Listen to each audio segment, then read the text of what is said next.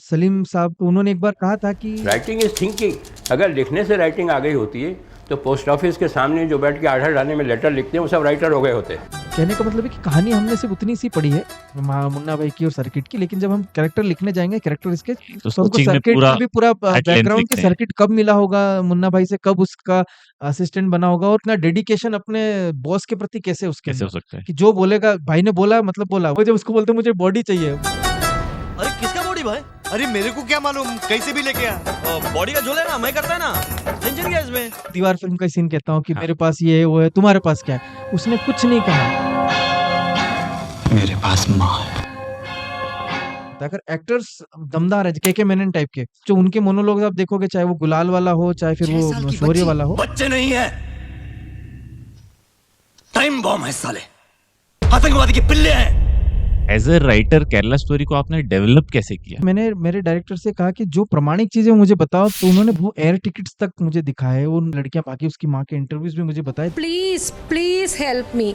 और एक डर हमको था, ट्रेलर आते ही उस फिल्म पे हाई कोर्ट वगैरह में केस लग गए। अनुराग कश्यप को भी जब उनकी 5 फिल्म को रिलीज नहीं होने दिया था तो वो डब्बे में चली गई। एक तरफ कमर्शियल सिनेमा है और एक एक तरफ आर्ट तरफ सिनेमा है, सिनेमा। तो बस उसी की फाइट हर जगह चलती रहती है। करेक्ट, इसलिए फिर Singham again again and again फिर Again, बनते ही जाती है। बनते ही जाती है। आमदनी पे बात नहीं होती है राइटर की हाँ कभी। जी। आपका फर्स्ट पे कितना था? कंट्रोवर्शियल।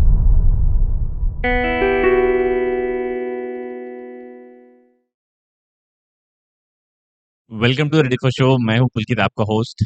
दिवाली के बाद धमाकेदार एपिसोड आज का है। मैं बहुत एक्साइटेड हूँ। मैं बताता हूँ क्यों। क्योंकि आज जो शख्स है जिनके बारे में हम बात करने वाले हैं और जिससे बात करने वाले हैं, उन्होंने अपना सफर शुरू किया था धार से मुंबई बॉलीवुड तक और लिखते ही जा रहे हैं आगे। और जिंगल लिखी थी पहले और जिंगल से लिखा फिर जिहाद, यानी तो केरला स्टोरी फेम सूर्यपाल सिंह। सूर्यपाल जी, वेरी वार्म वेलकम। बहुत अच्छा लगा आज हमारे साथ आप यहाँ पे जुड़े हैं। Thank you so much. तो बहुत बहुत पहले तो शुभकामनाएं कि इतना अच्छा प्रोजेक्ट केरला स्टोरी आपने लिखा, बहुत सराहना हुई, बहुत लोगों ने अप्रिशिएट किया और देखी उस फिल्म को देखा। और आप यहाँ पर आज आए हैं उसके लिए पहले आपको बहुत बहुत शुभकामनाएं। Thank you so much. तो फर्स्ट थिंग्स फर्स्ट, सूर्यपाल जी की हार से एक लड़का निकलता है और वो कुछ काम करता है और बॉलीवुड पहुंचता है। तो ये शुरुआत जर्नी की कैसे हुई? एज अ राइटर आपने कैसे सोचा कि मैं एक राइटर बनना चाहता हूँ? अ, देखिए, मुझे लगता है कि कोई भी चीज़ हम सोचने से नहीं होती है। अनुकूलता आती है, समय आपके अनुकूल आता है, नियति आपको उस रास्ते तक पहुँचा देती है। तो बचपन से ऐसा कोई मेरा बिग ड्रीम नहीं था कि मुझे बॉलीवुड जाना है। बॉलीवुड जाना है, कुछ नहीं था। मैं तो नॉर्मल दूसरे बच्चे जो होते हैं उन्हीं की तरह सोचता था। पोएट्री ज़रूर करता था मैं, अच्छा, पोएट्री हाँ, लिखते थे आप? कविता लिखना शुरू किया था जीवन में, कविताएँ लिखा करता था और कविता लिखते-लिखते गीत लिखने लगा। ओके, और मुझे जब मैं कक्षा 10, 11, 12 तक आया, तब तक मुझे ऐसा लगने लगा था कि मैं गीतकार बन सकता हूँ। ओके। हाँ, ऐसा लगा था कि मैं अच्छा, मुझे 10वीं कक्षा में आपको हाँ, ऐसा मतलब लगा था कि मुझे गाने 10-12 लिखना साल की चाहिए। उम्र में लगा था आपको? क्योंकि मैं हम ग्रुप सॉन्ग जो होते थे हमारे स्कूल के ग्रुप सॉन्ग वगैरह, वो मैं लिखा करता था। हम वहीं कंपोज़ करते थे, हमारे में जो मेरे म्यूज़िक वाले जो मित्र थे वो, और हम मेरे लिखे हुए ग्रुप सॉन्ग्स परफ़ॉर्म करते थे। ओके, तो मुझे ऐसा कॉन्फिडेंस आ गया था कि यार मैं गीत गाने लिख सकता हूँ, ये कुछ अच्छी चीज़ है। और यही सोच के फिर मैंने जब मेरा 12th हुआ, उसके बाद मैंने सोचा क्यों ना मुंबई के किसी कॉलेज में एडमिशन लिया जाए, अच्छा, ताकि वहाँ एडमिशन लूँगा, कॉलेज रहेगा, तो कहीं मौका मिला उस तो मैं अपने गाने-वाने का चांस किसी को मिला पिच तो कर दूँगा। हाँ, हाँ, इसी लालच में मैंने जो है 12th के बाद मुंबई के 3-4 कॉलेज के मतलब फॉर्म फिल किए और वहाँ एग्ज़ाम देने गया और कोशिश करी कि वहाँ एडमिशन हो जाए। तो सेंट जेवियर में बीएमएम कोर्स होता था अच्छा, ओके, हाँ, हाँ, उस हाँ, समय तो मैं Saint BMM Xavier's. Saint Xavier's में, तो उसमें मैंने अच्छा एग्ज़ाम पे परफ़ॉर्म किया, लेकिन अ, वहाँ अ, कुछ मुझे ऐसा लगने लगा कि शायद मतलब एडमिशन तो मेरा हो रहा था लेकिन पेमेंट सीट पे हो रहा था। ओके, तो मुझे ऐसा लगा कि अरे कैसे पेरेंट्स कर पाएँगे, क्वालिफ़ाई डोनेशन नहीं की कर सीट, पाएँगे, हाँ, हाँ, हाँ, और फिर फीस भी है, फिर वहाँ का खर्चा है, कैसे मैनेज करेंगे? तो ये थोड़ा-सा डाउट ये मैंने घरवालों को नहीं बताया, हाँ, क्योंकि पर उस एक समय अंदर ही हाँ, अंदर अंदर ही लगता है। अंदर था, क्योंकि उस समय मोबाइल वगैरह होते नहीं थे, तो हुँ, मैं तो ऐसे ही एक बैग में, और एटीएम भी नहीं था, तो कैश एक बैग में डाला, अकेले ही मुंबई चला गया था मैं 12th के बाद एडमिशन के लिए। खुद ही कॉलेज कॉलेज घूम रहा था, खुद ही फॉर्म डाल रहा था, खुद ही सब कुछ कर रहा था। तो घर वालों को नहीं बताया मैंने कि यहाँ पर ऐसा-ऐसा कुछ हो गया। तो फिर मैं मुंबई में मैंने एडमिशन नहीं लिया और मैं फिर इंदौर आया। ओके, इंदौर में फिर एक कॉलेज है मीडिया कॉलेज ईएमआरसी, करेक्ट। उसके एग्ज़ाम मतलब डीएवी में एडमिशन्स हो ही रहे थे सेट के एग्ज़ाम वगैरह। तो फिर मैंने उसमें उसके फॉर्म डाले और उस एग्ज़ाम में मेरा सिलेक्शन हो गया। ओके। फिर मैंने यहाँ से इलेक्ट्रॉनिक मीडिया किया, फिर bachelor bachelor in electronic media EMRC से आपने इलेक्ट्रॉनिक ईएमआरसी से। मीडिया कर लिया, तो एक फॉर्मल आपका फॉर्मल एक हो ग्रेजुएशन गया हो कि अब गया। मेरा मीडिया लाइन में आना हो गया तय। हाँ, मेरे जो 11th-12th में मेरे जो टीचर थे वो मुझे बड़ा एप्रिशिएट करते थे, मेरे हिंदी के टीचर। तो वो मुझे एज़ ए रिपोर्टर या न्यूज़ रीडर बोल रहे थे कि वो लाइन तेरे लिए परफेक्ट है, तेरी हिंदी अच्छी है, तू अच्छा बोलता है, स्टेज हाँ, फ़ियर नहीं है, तो तू उसको ट्राई कर। तो मुझे भी न्यूज़ लगा एंकरिंग। हाँ, न्यूज़ एंकरिंग वगैरह कुछ वो कर। तो मैं उस हिसाब से आगे बढ़ा था। लेकिन जब मैं मेरा बैचलर करने के लिए आया इस कॉलेज में, तो फिर मुझे और चीज़ें एक्सप्लोर हुई। मुझे लगा कि अरे यहाँ पे तो एनिमेशन भी होता है इस फ़ील्ड में, मीडिया हाँ, फ़ील्ड में एनिमेशन भी होता है, साउंड रिकॉर्डिंग भी होती है, एडिटिंग भी होती है, अलग-अलग विधाएँ पता चल रही थी। तो और एक्सप्लोर करने को मिला चीज़ें। तो तब भी मेरा जो है राइटिंग में इंटरेस्ट नहीं था। मतलब ऐसा मैं झुकाव राइटिंग नहीं था हाँ, राइटिंग की मतलब तरफ। राइटिंग ही करूँगा ऐसा कुछ नहीं था, फ़िल्म राइटिंग करना ऐसा कुछ नहीं था। तब भी मैं साउंड इंजीनियर बनने के लिए जा रहा था, अच्छा, क्योंकि मेरे अंदर ओके। वही वही लिरिक्स और गीत का गीत। कीड़ा था। तो मुझे तो इस दौरान फिर मैंने आकाशवाणी जॉइन किया। हाँ, हाँ। मैं फ्रीलांस ड्रामा प्रोड्यूसर रहा वहाँ पे अच्छा, आकाशवाणी हाँ, में हाँ। कॉलेज पढ़ते हुए। ओके, और कुछ वहाँ पे आर्काइविंग का काम था, मैंने आकाशवाणी इंदौर का वो भी किया। ओके। तो मेरा साउंड और इनमें ही बीच में मेरा आना जाना रहा। लेकिन हुआ क्या कि मैंने बोला नियति राइटिंग की तरफ लेके हाँ, जा रही थी मुझे। करेक्ट। जब मैं हमारा बैचलर कंप्लीट हुआ तो हम 3 दोस्तों ने मिलके हम अपना खुद का प्रोडक्शन हाउस डाला इंदौर अच्छा, में। ओके। हम शुरू किया कि यहीं से हम अपना बिज़नेस शुरू करते हैं। मेरे काफ़ी दोस्त थे जो मुंबई चले गए थे काम के लिए, मैं नहीं गया। हम 3 दोस्त नहीं गए, 2-3 दोस्त। तो उस दौरान क्या हुआ कि एक एडिटिंग अच्छा करता था, एक डायरेक्शन अच्छा करता था और जो भी हमारे लिखेगा कौन? हाँ, हाँ। कॉर्पोरेट ऐड वगैरह होते थे, लिखे कौन? तो मुझे कहा कि अरे तू लिख, तू बहुत अच्छा लिखता है। तो मैंने कहा भई मैं गीत कविताएँ लिखता हूँ, हाँ, ये राइटिंग इसमें कॉपीराइटिंग और कहाँ एड राइटिंग लिखूँगा? अलग तो बोले नहीं, नहीं विधा तू लिख, होती तू है। लिखेगा, तू अच्छा लिख देगा। तो वो जो एक सुग्रीव की ज़रूरत होती है हनुमान को चिताने के लिए, वैसे ही मुझे मित्र मिले कि नहीं तू लिख, लिख, तू लिखेगा। तो मैंने जब फर्स्ट स्क्रिप्ट जो लिखी और वो क्लाइंट को दी, तो क्लाइंट ने फर्स्ट बार में अप्रूव कर दिया उसे। तो मुझे एकदम कॉन्फिडेंस आया कि अरे ये तो मैंने ऐसे ही लिखा था और ये कैसे अप्रूव हो गया? तो वहाँ से एक जो है मुझे लिखने मोटिवेशन का मुझे मोटिवेशन मिला और मेरे दोस्तों को मिला कि अब तू तू ही लिखेगा। एक कॉन्फिडेंस बन गया आपके कॉन्फिडेंस बन ऊपर। गया। तो हाँ, फिर मैं हाँ। और लिखता रहा, कॉर्पोरेट्स लिखता रहा, लिखता रहा। फिर मुझे लगा कि यही मेरा शायद यही मेरी लाइन है लाइन है, और शायद मुझे इसी में ये मुझे परफेक्ट लेके जाएगी, क्योंकि इसमें मैं एफर्टलेस कुछ काम कर रहा हूँ। ज़्यादा मुझे जद्दोजहद करने की करनी ज़रूरत नहीं ज़रूरत पड़ नहीं रही, है। ईज़िली निकल रहा है सब बाहर। और ये मुझे लग रहा था कि जो मैंने लिटरेचर पढ़ा था बचपन से, जो मैं हिंदी के प्रति मेरा रुझान था, जो मैं सीख रहा था हिंदी में, वो कहीं न कहीं मेरा फ्लो में बाहर आ रहा था। तो फिर मैं उसमें स्टिक हो गया और फिर हम किसी वजह से हम हमारा वो आगे पार्टनरशिप नहीं चली, नहीं हम चली, अलग-अलग ओके। पर्सपेक्टिव हुए। तो फिर मैंने एमए हिंदी लिटरेचर किया रेगुलर। अच्छा, उसके बाद फिर हाँ, आपने फिर मैंने लिया तो उससे फिर मेरी और हिंदी स्ट्रॉन्ग हुई और मेरी वोकैब्युलरी बढ़ी और फिर मैंने रास्ता तय कर लिया था कि या तो मुझे वाया पुणे एफटीआई मुझे मुंबई जाना है या मुझे सीधे मुंबई मुंबई जाना है। जाके लेकिन अब राइट, मुझे लेखन में ही अपना किस्मत आज़माना है, ये आज़माना है। मैंने सोच लिया था। तो योगाधियोग भगवान की कृपा रही, ईश्वर की कृपा रही। मैंने एफटीआई का एग्ज़ाम दिया और फर्स्ट बार में क्रैक करके मैं एफटीआई चला गया सुपर! और फिर वहाँ फर्स्ट से टाइम में मेरी क्रैक हो गया आपका फर्स्ट एफटीआई हाँ, का एग्ज़ाम। एफटीआई का एग्ज़ाम और उसके बाद फिर मेरी वहाँ से नई जर्नी, जो मुझे फ़िल्म राइटिंग में करनी थी, वो शुरू हुई। तो एफटीआई का आपने ज़िक्र किया है तो बड़ा ही मतलब नामचीन इंस्टीट्यूट है जी, जी। कई कई सालों से जी, जी। और अच्छे-अच्छे मतलब शत्रुघ्न सिन्हा, राजकुमार हिरानी ऐसे बहुत सारे लोग हैं काफ़ी, जो काफ़ी। सीख के गए हैं। पर एक एक मिथ भी है जो मैंने सुना है कि जनरली वहाँ से जो डायरेक्शन करता है तो वो डायरेक्शन में जाता नहीं है। मतलब हाँ, अनुराग हाँ। कश्यप ने एक इंटरव्यू में कहा था हाँ, हाँ। कि उसको उनसे पूछा गया कि भाई जी, आप जी। फ़िल्म स्कूल जाना चाहिए कि नहीं जाना चाहिए? तो हाँ, हाँ। अनुराग कश्यप ने बोला कि बस फ़िल्म स्कूल मत जाओ, मत जाओ। फ़िल्म स्कूल जाने की कोई ज़रूरत नहीं है। जी, आप बताओ बोले कितने डायरेक्टर रहे हैं जो जी, एफटीआई से करके डायरेक्शन में जी, एक्चुअली डायरेक्शन कर रहे हैं। जी, जी। पर ये भी कहा उन्होंने कि जो राइटर्स हैं, हाँ, हाँ। वो ज़रूर डायरेक्शन में गए हैं, जो स्क्रीन प्ले वाले हैं वो गए हैं, हाँ, एडिटर्स हैं जो गए हैं, हाँ, जैसे राजकुमार हिरानी हाँ, हुए। हाँ, हाँ। तो आपका आपका क्या टेक है और आप किस कोर्स में गए थे वहाँ पे? मैं basically screen play writing, film screen play writing course में ही गया था वहाँ पर मैं। हाँ, और आप जो कह रहे हैं ना, वैसा वो मिथ नहीं है। देखो, खुद अनुराग कश्यप जी जो हैं वो भी ट्राई कर रहे थे एफटीआई के हाँ, लिए, उनका हुआ नहीं, उनके भाई वहाँ से पास आउट है। तो मेरा ये कहने का मतलब है कि ऐसा नहीं है हाँ, कि वहाँ से जो डायरेक्शन पास आउट है तो वो अपना कुछ नहीं कर पाए या नहीं कर पाए। एक्चुअली होता क्या है ना कि वो सिर्फ़ हिंदी सिनेमा के लिए नहीं बना है। पूरे करेक्ट। ऑल ओवर इंडिया से वहाँ पर आते हैं। हुँ, अदूर गोपाल कृष्णन हमारे साउथ के बड़ा ना काफ़ी नाम है, नाम नेशनल अवार्ड, ये विदेश तक उनका नाम है। तो जो अलग-अलग राज्यों से जो उन इसको बनाने का मकसद यही था, जब गवर्नमेंट ने इसको बनाया होगा, कि जो फ़िल्म संबंधित जो ज्ञान है वो भारत के हर राज्य जी, के और जी। हर क्षेत्र के लोगों तक पहुँचे और वो लोग भी इसमें पार्टिसिपेट करके कुछ सीखें। फॉर्मल साथ ही ट्रेनिंग हो हाँ, जाए। फॉर्मल ट्रेनिंग हो। सिर्फ़ जो फ़िल्म लाइन से लगे हुए, जुड़े हुए लोग वहीं आएँ और वही करें, ज़रूरी नहीं है। तो उसका फ़ायदा भी मिला कि कर्नाटक, तमिलनाडु, केरल, बंगाल, सब जगह भारत के के लोग अलग-अलग राज्यों से वहाँ पर फ़िल्म स्टूडेंट्स सीखने आते के लिए हैं। स्टूडेंट्स आते हैं, ओके, वो करते हैं और अपना बेहतरीन करके दिखाते हैं। जैसे संतोष सिवन हमारे यहाँ के सिनेमेटोग्राफर जो हैं, सिनेमेटोग्राफरी में ग्राफी में हुए अमेज़िंग। हैं।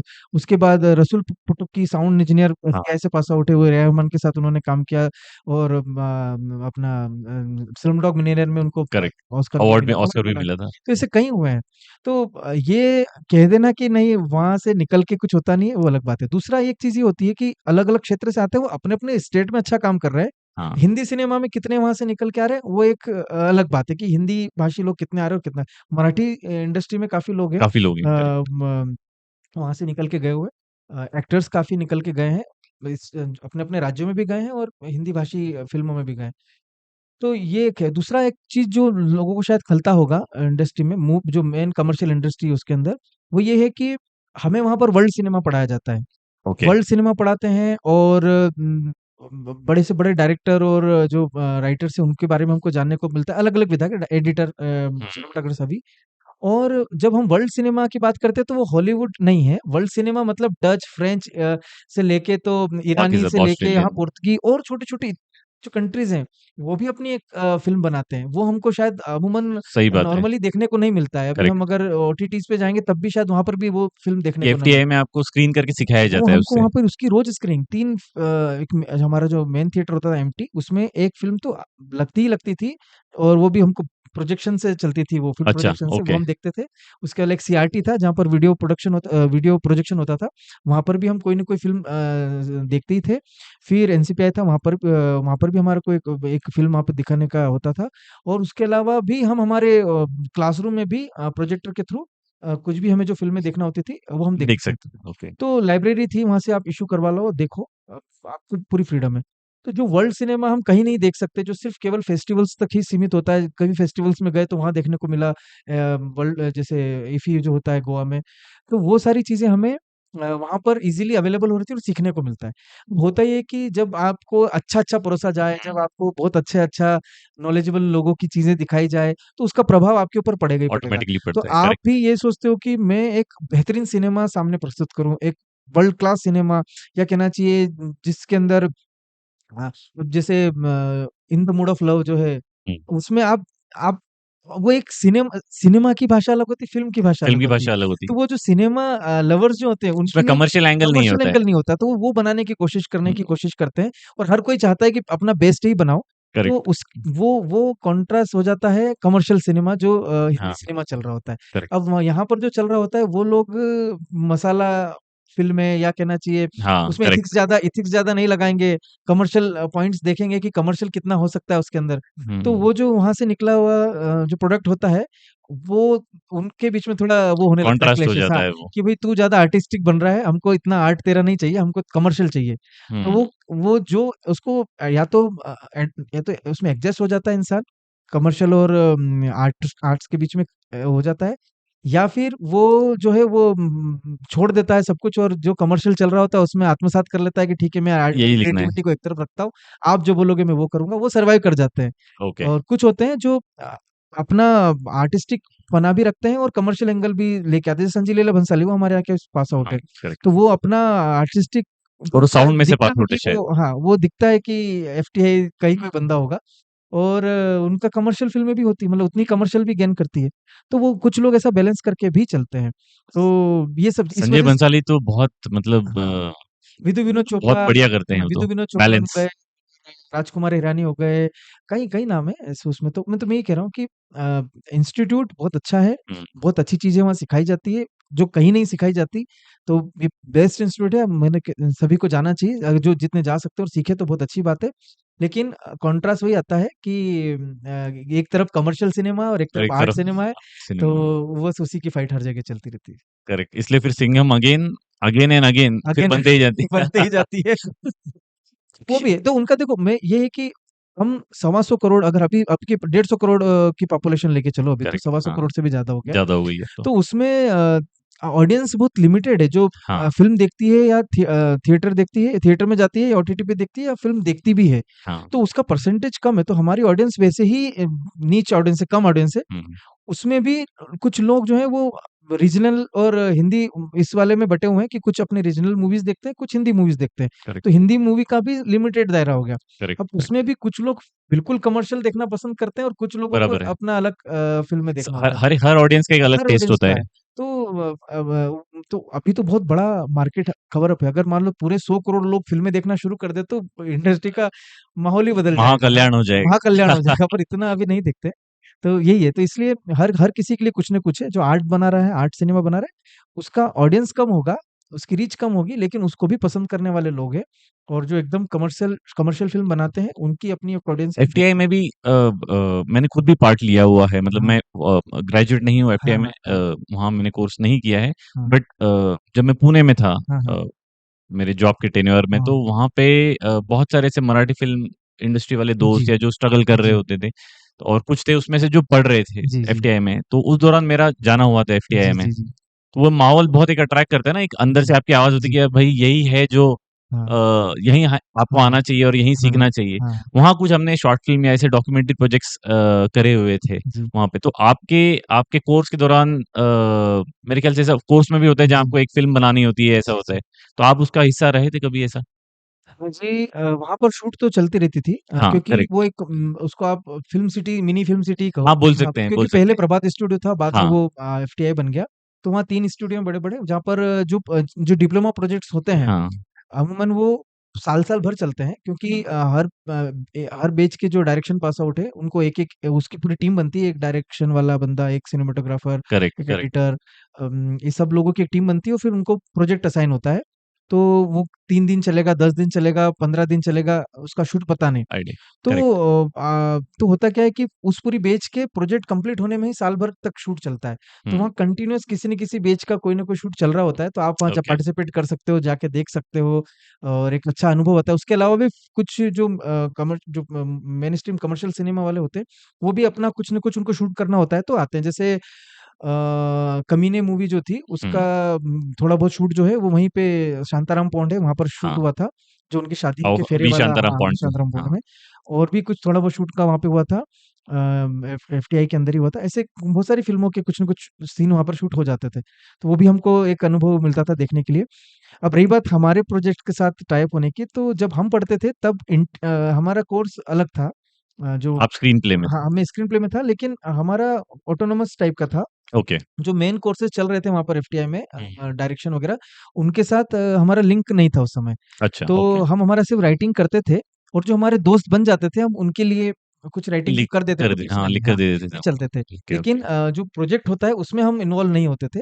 अभी फिर पैटर्न चेंज हुआ है, अब वो मेन अच्छा, कोर्स में इंक्लूड हो चुका है। ओके, तो डायरेक्शन वालों उनका जो 6 मंथ ओरिएंटेशन, वो ओरिएंटेशन कहना चाहिए, या जो 6 मंथ का शुरुआती कोर्स होता है, वो उसमें भी वो शामिल होते हैं और उसके बाद भी वो प्रोजेक्ट्स में शामिल होते हैं।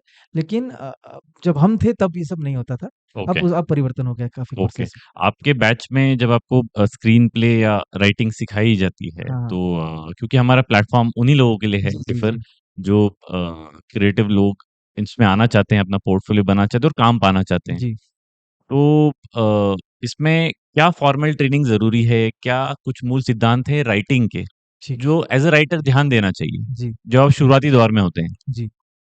देखो मुझे लगता है राइटिंग इज़ ऑल अबाउट, आप लिखोगे तभी जब आपके पास कुछ होगा। आप मंथन कर रहे हो, कौन कौन कौन कंटिन्यूअस आपके दिमाग में मंथन चल रहा है और आप उस मंथन से कुछ मक्खन निकाल रहे हो और हाँ। वो लिख रहे हो। ओके। तो मुझे ऐसा लगता है कि सबसे बेसिक, सबसे पहली प्रायोरिटी होती है, वो होती है रीडिंग, ओके। पढ़ना।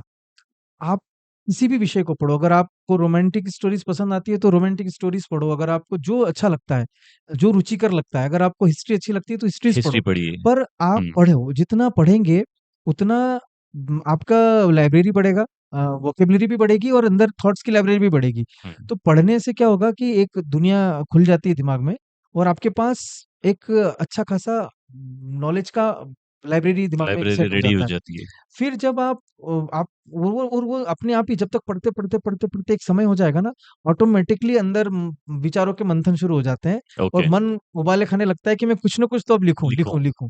तो वो निकल के आएगा। अगर आप पढ़ते नहीं हो, आपके पास वोकेबलरी भी नहीं है, शब्दों की भी, आप शब्दकोश भी नहीं है, उसके अलावा आपके पास नॉलेज भी नहीं है किसी सब पर्टिकुलर चीज की, तो हुँ, आप क्या करोगे? क्योंकि आपने कुछ फिल्में देखी है, हुँ, फिल्म देख के प्रभावित हुए कि मुझे फिल्म लिखनी है, हुँ। तो आपकी फ़िल्म में से वो फ़िल्म जैसा ही कुछ निकल के आएगा। ओके। जो मोस्टली होता है, जो हम कहते हैं ना कि जो इंडस्ट्री के अंदर-अंदर के राइटर या कुछ वो लोग होते हैं, वो वैसी की वैसी कहानियाँ लिखते हैं, क्योंकि वो हाँ, निकल के बाहर नहीं रिपीट। गए। उन्होंने, हाँ, उन्होंने देखा नहीं है, दुनिया नहीं देखी है। तो वो फ़िल्मी कहानियाँ ही होती है। वो दुनिया काल्पनिक दुनिया की तरह ही दिखती है, क्योंकि वो लोग कभी उन्होंने आम समाज को या बाहर दुनिया को देखा नहीं होता है। हुँ, तो ये कमी ना खले, इसलिए आपके पास आपका खुद का भी नॉलेज होना ज़रूरी है। दूसरा जो मुझे जो लगता है वो होता है ट्रैवलिंग। हुँ, आप पढ़ो और दूसरा एक्सप्लोर करो, ट्रैवलिंग करो। ट्रैवलिंग करने से क्या होगा कि एक तो हमें लगता है कि हम जहाँ रह रहे हैं वो बेस्ट है। लेकिन जब हम उससे 10-100 किलोमीटर, 50 किलोमीटर आगे जाएँगे, हमको दुनिया बदलती हुई दिखेगी। बिल्कुल। लोग बदलते हुए दिखेंगे, संस्कृति जी, बदलती हुई दिखेगी। तो अलग-अलग विचार के, अलग-अलग टाइप के लोग हमें दिखते हैं, अलग तरह के लोग मिलते हैं, उनका कल्चर देखने समझने को उसका मिलता है, अच्छा समावेश होता है समावेश होता है, राइटिंग में। बातचीत होती है, लोगों से कन्वर्सेशन होता है। तो आपको फ़िल्म सिर्फ़ राइटिंग नहीं है, फ़िल्म जो है वो बहुत हद तक मनोविज्ञान पे भी काम करता है, क्योंकि आपके हुँ, कैरेक्टर्स हैं। करेक्ट। और आपको जब उस कैरेक्टर्स को बनाना है तो आप वो क्रिएट करोगे। तो वो आप भी कर पाओगे जब आप 100-50 हज़ार लोगों से मिलोगे, तो उन हज़ार लोगों में से आपको कुछ न कुछ ऐसे आइडेंटिकल चीज़ लगेगी, यार वो मैंने उस बंदे में देखा था, वो मैं इस कैरेक्टर में डाल देता हूँ। वो मैंने उसमें देखा था, वो मैं इसमें डाल देता हूँ। जैसे शोले फ़िल्म के ऊपर सलीम जावेद साहब कह रहे थे, जावेद अख्तर साहब कह रहे थे कि मैं जब भोपाल में रहता था तो वहाँ पर एक धोबी था, वो पीछे उनके घर के कहीं, तो वो जिस तरह से बातें करता था वो मैंने इधर सुरमा भोपाली में डाल दी। डाल दिया। तो इस तरह से मतलब कहीं न कहीं आपके ऑब्ज़र्वेशन बहुत मायने रखते हैं। हाँ, तो एक तो किताब पढ़ी, किताब से आपने उस राइटर का जितना उसने जीवन जिया है, जितना उसने सोचा है, वो आपने आत्मसात कर लिया उसकी भाषा में। फिर जब आप ट्रैवल करने जा रहे हो तो आप कैरेक्टर्स पिक कर रहे हो, आप कैरेक्टर्स देख रहे हो, कैरेक्टर्स के बिहेवियर देख रहे हो, तो वो एक अच्छा आपको मिलता है वो करने का। और तो ये 2 चीज़ मुझे लगता है सबसे बेसिक है एक राइटर के लिए, ओके। पढ़ना और घूमना। कोई बुक्स जो हैं जो बेसिक सिद्धांत वाली बुक्स हैं या रेफर करना चाहिए किसी भी राइटर को, हाँ, हाँ। अगर वो एक राइटिंग जर्नी स्टार्ट करना चाहता है या करियर बनाना हुँ, चाहता है उसमें, तो ऐसी कोई बुक्स हैं जो आप बताना चाहेंगे?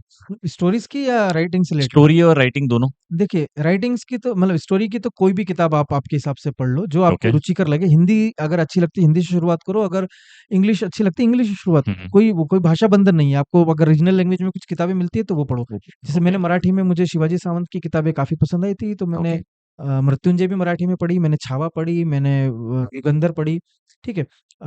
और बहुत अच्छा मराठी में साहित्य है वो। उसके अलावा अगर हिंदी में भी देखें, हिंदी लिटरेचर में भी, तो बेसिक जो सबसे फ्लैट और बढ़िया प्यारी कहानियाँ होती है वो मुंशी प्रेमचंद की होती है। हुँ, और सटायर में पढ़ना है तो हरिशंकर परसाई जी हैं। प्रसाद जी हैं, तो करेक्ट। ऐसे ऐसे किसी भी पुराने राइटर, मतलब नए नए पुराने की बात नहीं कर रहा, जो आपको रुचिकर लगे, जो हुँ, आपको अच्छा लगे, आप किसी भी राइटर को उठाओ पिक और करें और शुरू हो जाओ। शुरू हो जाएँ, तो ये तो राइटिंग, और रही बात राइटिंग की कोई किताब, तो मुझे ऐसा लगता है कि अ, अगर हम कोई किताब पढ़ लेते हैं ना, तो फिर हम उस फ़ॉर्मूले पे जाना शुरू लिखना कर चालू देते हैं। करते हैं। और वो अगर एक बार फ़ॉर्मूले में उलझ गए तो फिर हम हमारी क्रिएटिविटी खो देते हैं। तो जब हमें पढ़ाया जा रहा था, जब तो हमारे जो हमें पढ़ाने आते थे सर, अश्विनी मलिक सर, हुँ, हुँ, तो वो हमेशा कहते थे कि पहले लिख लो, हुँ, जब आपका पूरा लिखना हो जाए, फिर किताब उठाओ और फिर देखो कि ये मैच कर रहा है कि नहीं कर रहा है, उस फ़ॉर्मूले के हिसाब से आ हाँ, रहा है कि नहीं आ रहा है। ओके। अगर आप शुरुआती फ़ॉर्मूले से करोगे तो आप अपने तो आप आप को लिमिट लिखोगे कर देते वैसे हो। हाँ, हाँ, लिमिट कर जैसे मान दोगे, लो करेक्ट। स्क्रीन प्ले राइटिंग कहती है कि आपकी 120 पेज की स्क्रिप्ट होनी चाहिए। हुँ, तो आप पहले से ही दिमाग में 120 पेज ही लेके चलोगे, हुँ, तो आप लिमिटेड लिखोगे। ओके, और हमारे सर हमें कहते थे कि अगर लिखना है तो लिखो 100 पेज, 150, 200। अगर कैरेक्टर स्केच जो होता है कैरेक्टर का, वही अगर आपका 50 पेज का हो रहा है तो लिखो। क्योंकि आपके पास एडिट करने के लिए ऑप्शंस हैं कि आप उसको काट दोगे, लेकिन आपने कम लिखा तो उसको खींच पाना बड़ा मुश्किल होता है। और ऐसा कई बार होता है, जो शॉर्ट ओके। फिल्म्स को फिल्म बनाने की कोशिश करते हैं ना, कि हुँ, कोई शॉर्ट स्टोरी है उसको चलो फिल्म बना देते हैं, तो वो फिल्म बनाने में वो इतना खींच के बर्बाद हो जाती है फिल्म कि वो मजा उसका चला जाता है। हाँ, इसलिए शॉर्ट फिल्म है, फिल्म फिल्म है। तो लिमिटेशन जब आ जाते हैं ना कि मुझे 120 पेजेस में लिखना है, इस तरीके से लिखना है, 3 एक्ट स्ट्रक्चर जो वगैरह बाद में जो आते हैं कि अलग-अलग जो बताते हैं कि प्लॉट, हाँ, हीरो, प्लॉट, हीरोज़, ये ऐसी जर्नी होना चाहिए, विलेन, वैसी जर्नी करेक्ट। होना चाहिए, वो सब बेहतर है। लेकिन मुझे ऐसा लगता है कि मूलतः सबसे पहले आपकी कहानी रेडी होना चाहिए, हुँ, आपकी पूरी स्टोरी आपके पास बिगिनिंग से लेके एंड तक आपके पास तैयार हो, और वो कहानी 1 पेज, 2 पेज की ना हो, एटलीस्ट 50-60 पेज की हो। हुँ।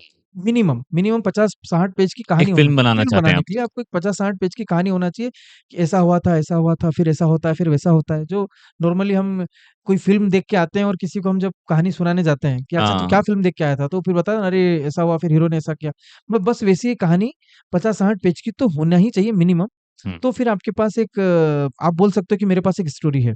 हुँ, फिर उसके बाद वो स्क्रीन प्ले पे जाएगी, उसके बाद फिर आप उसके सीन बनाओगे, आप उसको उसमें डायलॉग्स लिखोगे, कैरेक्टर वो करोगे, और उसके साथ-साथ में आपके कैरेक्टर पे आपका बहुत अच्छा वो होना चाहिए, कैरेक्टर स्केच तो लिखना ही चाहिए। ओके। जैसे मान लो आपने कोई फ़िल्म बनाई, उसमें आपके 3 मुख्य किरदार हैं, तो उन मुख्य किरदार की पूरी जीवनी आपके पास होनी चाहिए। कोई एक फ़िल्म का एग्ज़ाम्पल लेके आप बताइए इस सिद्धांत को। कोई सी भी फ़िल्म ले लीजिए, मैं उदाहरण देता हूँ कि मुन्ना भाई ले लेते चलो हैं। मुन्ना भाई ले लेते हैं। हुँ, अभी हमारी कहानी शुरू कहाँ होती है, मुन्ना भाई एमबीबीएस की बात हाँ, हाँ, करता हूँ, कि वो अभी गुंडा है ना?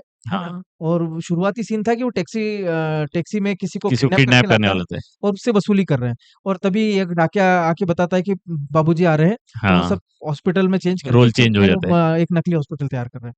तो हमारी कहानी तब शुरू हुई जब जो मुन्ना भाई है वो एक एज में आके खड़ा हुआ है। हमने हमने उसकी बैक स्टोरी नहीं नहीं बताई कि बताइए उसका अभी। बचपन कैसा था। लेकिन जब हम लिखने जाएँगे तो उसका बचपन भी लिखेंगे हाँ, कि वो गुंडा क्यों बना? उसके पिताजी इतने संस्कारी हैं, उसकी हुँ, माँ उसकी संस्कारी हैं, पिताजी की धाक है, हुँ, उसके बावजूद भी एकलौता लड़का जो है वो पढ़ लिख के कुछ अच्छे जॉब में नहीं गया और वो गुंडा कैसे बन गुंडा गया? कैसे बन गया? वो मुंबई कैसे आ गया? मुंबई आके वो डॉन भाई कैसे बन गया? और डॉन भाई बनने के बावजूद भी उसके पिताजी के साथ ऐसी क्या केमिस्ट्री थी कि आज भी उनसे डरता है। हाँ, उनके सामने झूठ डॉन होने के डॉन बावजूद। होने के बावजूद भी। तो वो जो पूरी उसकी कहानी है, मतलब एक फ़िल्म तो मुन्ना भाई के जीवन पे बन सकती है, जीवनी बन सकती है उसकी। तो वो जीवनी लिखना ज़रूरी है। जब वो जीवनी लिखेंगे, तो हमको उस कैरेक्टर के बारे में ज़्यादा समझ पड़ेगा कि ये क्या एक्शन लेगा। अब हम गुंडे को गुंडे की तरह इमेजिन करें अगर दूसरी करेक्ट। फ़िल्मों की तरह, तो वो जब चिंकी जो उसमें कैरेक्टर लड़की रहती है, हाँ, जिसके लिए वो उसको जाना होता है, तो वो वहाँ पे अपना गुंडापना दिखाएगा, लेकिन हमको यहाँ पर वो उसका एक भोलापन दिखता है। हाँ, है वो मुन्ना भाई, लेकिन 2 उसका पर्सनैलिटी है 2 उसकी। पर्सनैलिटी है उसके अंदर कि वो इतना वायलेंट भी नहीं है कि किसी को मार-पीट दे, और वो किसी का ज़्यादा ही अहित उसका एक कर दे। सॉफ्ट कॉर्नर भी है। सॉफ्ट कॉर्नर भी है। वो जब उसको आनंद जो कैरेक्टर मिलता है, हाँ, तो वो उसके साथ एक अलग बिहेवियर करता है। बिहेवियर तो करता है। कहने का मतलब ये है कि जब तक आप उसके डीप स्टडी में नहीं जाओगे कि वो कैरेक्टर जो है, वो कैरेक्टर का बैक स्टोरी क्या है, उसका जीवन में क्या-क्या घटना घटी जिसकी वजह से वो ऐसा हुआ। वो अगर वो आनंद भाई के साथ उस तरह से बिहेव कर रहा है, तो उसके पास्ट में ऐसा क्या हुआ होगा जो जो उसको मनुष्य मतलब इतनी मानवता उसके अंदर आ रही है ना? और सारी चीज़ें। और ये उसका बिहेवियर ही ऐसा है कि उसके साथ जो काम करते लोग हैं, वो सब वहाँ पे नॉर्मल कोई धोबी-घाट का सीन धोबी-घाट दिखाते हैं वाला तो है सब कोई, कपड़े धो रहे हैं कपड़े धो नॉर्मल, रहे लेकिन उसके साथ सब क्राइम में शामिल है। वो सब उसके साथ सपोर्ट देते में हैं उस खड़े झूठ में। साथ देते हैं उसके झूठ में। तो ये एक चरित्र निर्माण है। तो कहने का मतलब है कि कहानी हमने सिर्फ़ उतनी सी पढ़ी है, मुन्ना भाई की और सर्किट की, लेकिन जब हम कैरेक्टर लिखने जाएँगे, कैरेक्टर स्केच, तो तो हमको स्केचिंग में सर्किट पूरा का भी पूरा एट लेंथ बैकग्राउंड कि लिखते हैं। सर्किट कब मिला होगा मुन्ना भाई से, कब उसका असिस्टेंट बना होगा, और इतनी क्या बोलना चाहिए, इतना डेडिकेशन अपने बॉस के प्रति कैसे उसके कैसे हो अंदर, सकता है? कि जो बोलेगा भाई ने बोला मतलब बोला, वो जो उसमें है ना हाँ, कि वो भाई ने बोला करने का तो करने का करने मतलब का, करने का। तो वो जो है ना, वो जब उसको बोलते हैं मुझे बॉडी चाहिए, भाई मैं अभी लेके आया, वो डेड बॉडी है कि जिंदा बॉडी है वो नहीं कुछ नहीं पता, पूछता है। और भाई ने बोला बॉडी चाहिए तो चाहिए। तो वो जो इतना डेडिकेशन अपने बॉस के प्रति, वो है, तो सर्किट की क्या कहानी रही होगी, सर्किट का बचपन क्या रहा होगा, फैमिली रही होगी नहीं रही होगी। तो ये एक स्क्रिप्ट के इतर भी हमको लिखना पड़ता है और ओके, लिख के रखना चाहिए, ताकि जब आप कैरेक्टर जब उधर फ़िल्म में उसको सीन में किसी सिचुएशन में डालो, तो तब हमें वो हमें वो अलग दिखे, ऐसा नहीं दिखे कि अरे ये तो अच्छा वो उस फ़िल्म की तरह साउंड कर रहा है, अच्छा वो उस कैरेक्टर की हाँ, तरह साउंड कर रहा है। करेक्ट। तो वो डिफ़रेंस लाने के लिए हमें उन कैरेक्टर्स पे अच्छी खासी स्टडी करना चाहिए, उन पे उनको लिखना चाहिए। तो ये एक ये बहुत बहुत अच्छे पॉइंटर्स हाँ, आपने बताए हाँ। तो ये बडिंग जो राइटर्स के लिए। आपकी बात हुई थी किताब से, तो हाँ। वैसी किताबें बहुत हैं। मैं उनका नाम भी ले लूँगा, पर बात ये हो जाएगी कि लोग फिर फिक्स फॉर्मेट फॉर्मेट पे चल फॉलो जाएँ। हाँ, करेंगे। हाँ, हाँ। फिर फॉर्मेट ना फ़ॉलो करें। पहले स्व पहले लिखें और जब लिखना हो जाए तब उन किताबों के तरह जो है फिर आप उसमें देखिए कि हाँ, भाई मेरा फर्स्ट एक्ट कहाँ जा रहा है, मेरा मिड पॉइंट कहाँ जा रहा है, मेरा एंड करेक्ट। मेरा क्लाइमैक्स प्रॉपर हो रहा है कि नहीं हो रहा है ना? मेरे कैरेक्टर बराबर वर्क कर रहे हैं कि नहीं कर रहे हैं।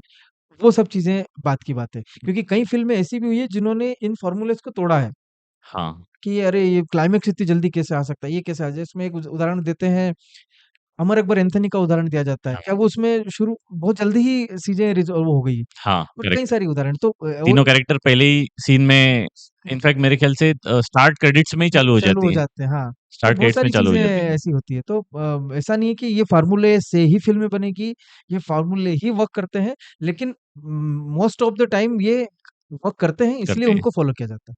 ओके। थोड़ा आगे बढ़ने पहले थोड़ा और पीछे जाते हैं। जी, जी। अ, उस टॉपिक के बारे में, उस पिक्चर के बारे में बात करते हैं जो बहुत कम कम लोगों ने देखी है या हाँ, जिसकी चर्चा नहीं हुई, टर्टल।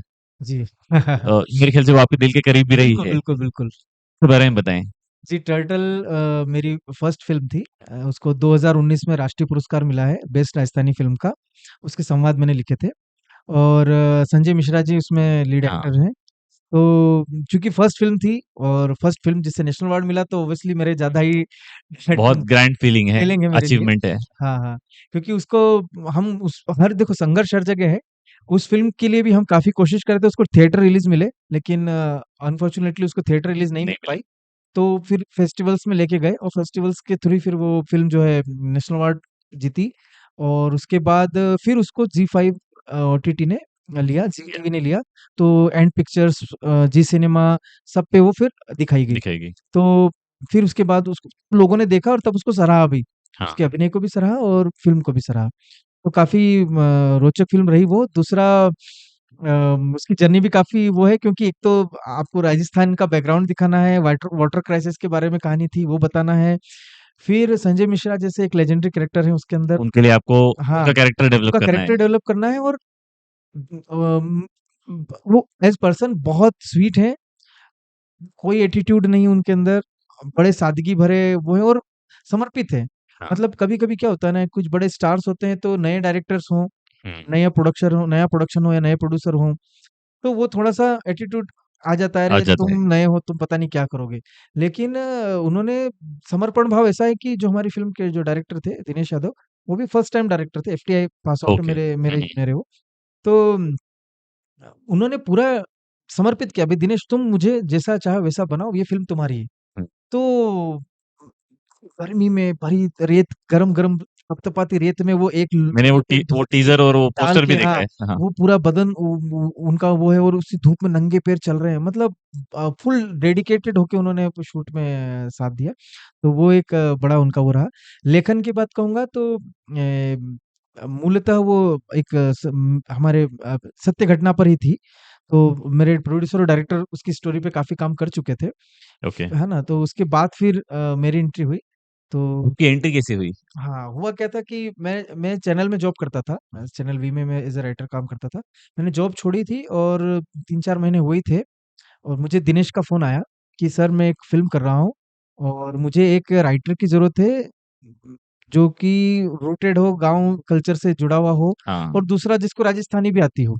तो हुँ, बोले आपका कुछ उधर से कनेक्शन है, माइग्रेटेड हो आप कुछ उधर से? मैंने हाँ, बिल्कुल, बिल्कुल। मैंने मैं बिल्कुल कर दूँगा। मतलब भाषा का भी मुझे वो रहेगा और मैंने कहा मैं कल्चर से भी रूबरू हूँ थोड़ा। हाँ, तो फिर मैं जयपुर गया और फिर हम जयपुर में ही रहे, वहाँ पर बैठ ओके। के हमने काम किया जयपुर में ही। तो फिर ये मैं उससे जुड़ा और चूँकि कहानी बिल्कुल रूरल कैरेक्टर्स की थी हुँ, और मैं उसके पहले एक फ़िल्म देख चुका था जो मुझे काफ़ी पसंद थी, मराठी फ़िल्म, उसका नाम था वळू। वळू, हाँ, वळू फ़िल्म वळू, जो थी, वो फ़िल्म बहुत ही साधारण कहानी थी कि एक गाँव में एक नंद जिसको अपन सांड कहते हैं, नंदी, हाँ, वो थोड़ा-सा हिंसक हो गया है और गाँव वाले जो लोग हैं उसको चाहते हैं कि वन विभाग वाले उसको रेस्क्यू करके ले जाएँ। तो करेक्ट। एक वन विभाग से एक अधिकारी जो कि तेंदुए पकड़ता है, हाँ, वो उसको अतुल कुलकर्णी वो उसको तेंदुए पकड़ने वाले ऑफिसर को एक सांड पकड़ने सांड के लिए पकड़ने के लिए बुलाते हैं, बुलाया जाता है। गाँव में बुलाते हैं। तो वो गाँव में आता है और बड़ा बेमन से आता है कि यार यार क्या काम दे दिया मुझे, अंदर इंटीरियर के मराठवाड़ा के गाँव में आता है और वहाँ पर जाकर वो जो है गाँव वालों के साथ मिलके उस सांड को पकड़ने का प्रयास करता है। पूरी कहानी सिर्फ इतनी है।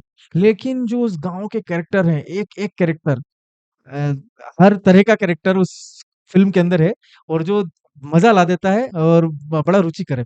तो मुझे वहाँ से था कि यार किसी गाँव को दिखाना हो तो ऐसे दिखाओ। हाँ, मतलब नेचुरल एक नेचुरल फ़ील आना चाहिए आपको। नेचुरल फ़ील आना चाहिए और वो ऐसा लगता है कि मेरे ही किसी आस-पास के गाँव की कहानी होगी क्योंकि वही कैरेक्टर है सारे के। हुँ, वैसे ही लोग होते हैं, वैसे ही स्मॉल टाउन वो स्मॉल विलेज पॉलिटिक्स चलती है कि और मुद्दे बहुत आम बहुत आम आम आम मतलब हाँ, रोज़मर्रा के मुद्दे तो होते उनके हैं। लिए वो डॉक्यूमेंट्री उस उसी का उन्हीं का जो उस फ़िल्म के अंदर मतलब उस फ़िल्म में जो अतुल कुलकर्णी कैरेक्टर है, उसका साला जो है वो उसको डॉक्यूमेंट करने के लिए डॉक्यूमेंट्री फ़िल्म बनाने के लिए आता है कि चलो आप ओके, पकड़ोगे तो मैं डॉक्यूमेंट्री बनाऊँगा। तो गाँव के लोग इसलिए उत्साहित हैं कि अरे! फ़िल्म फिर शूट हो रही है, पिक्चर बनने हम वाली टीवी पे दिखाई देंगे, तो मस्त तैयार होके आ रहे हैं, अपना-अपना वर्ज़न सुना रहे हैं, तो वो एक बहुत प्यारी फ़िल्म मुझे लगी थी। और उसके बाद जब फिर ये टर्टल का आया तो मुझे लगा यार ये अच्छा मौका है। मराठी तो मैंने देखी थी, एक राजस्थानी में या इधर हिंदी भाषा में हम कैसे उन गाँव के कैरेक्टर के साथ वो कर सकते हैं। कर सकते हैं। तो यहाँ वाटर क्राइसिस के ऊपर था तो फिर वो मुझे एक अच्छा मौका मिला और बढ़िया चीज़ हो पाई। टर्टल से फिर हम लोग आते हैं the very fame Kerala story.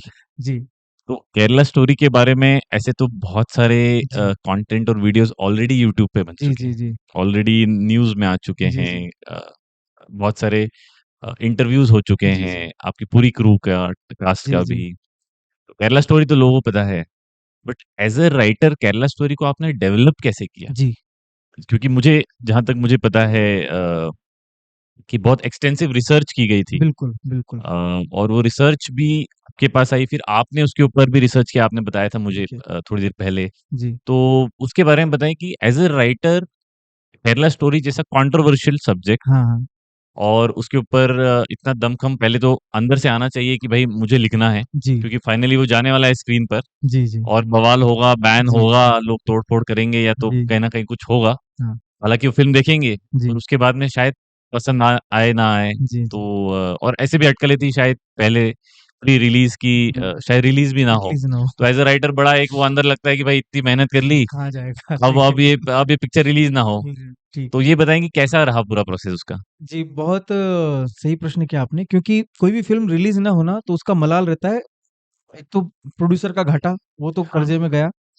एक उसके साथ जो पूरी टीम जुड़ी होती है, सिर्फ़ हाँ, डायरेक्टर, राइटर, एडिटर, सिनेमैटोग्राफर या ये सब लोग नहीं, उसके अलावा भी जो टीम में 100 डेढ़ 100 लोगों का पूरा जो क्रू रहता है क्रू शूट रहता है, करने के लिए, करेक्ट। वो सभी लोग एक आशान्वित रहते हैं कि चीज़ें अच्छी बनेगी, बढ़िया बनेगी या स्क्रीन पे आएगी, तो वो सबका एक उसमें भावना जुड़ी होती है। और जब वो नहीं होता है, नहीं सामने आती है तो बड़ा काफ़ी मलाल रहता है। अनुराग कश्यप को भी जब उनकी 5 फ़िल्म को रिलीज़ नहीं होने दिया था, तो हाँ, वो डब्बे में चली गई। उनको बड़ा मलाल हुआ कि यार मैं इतना मेहनत करके फ़िल्म बनाया और नहीं हो पाई। तो ये चीज़ होती है।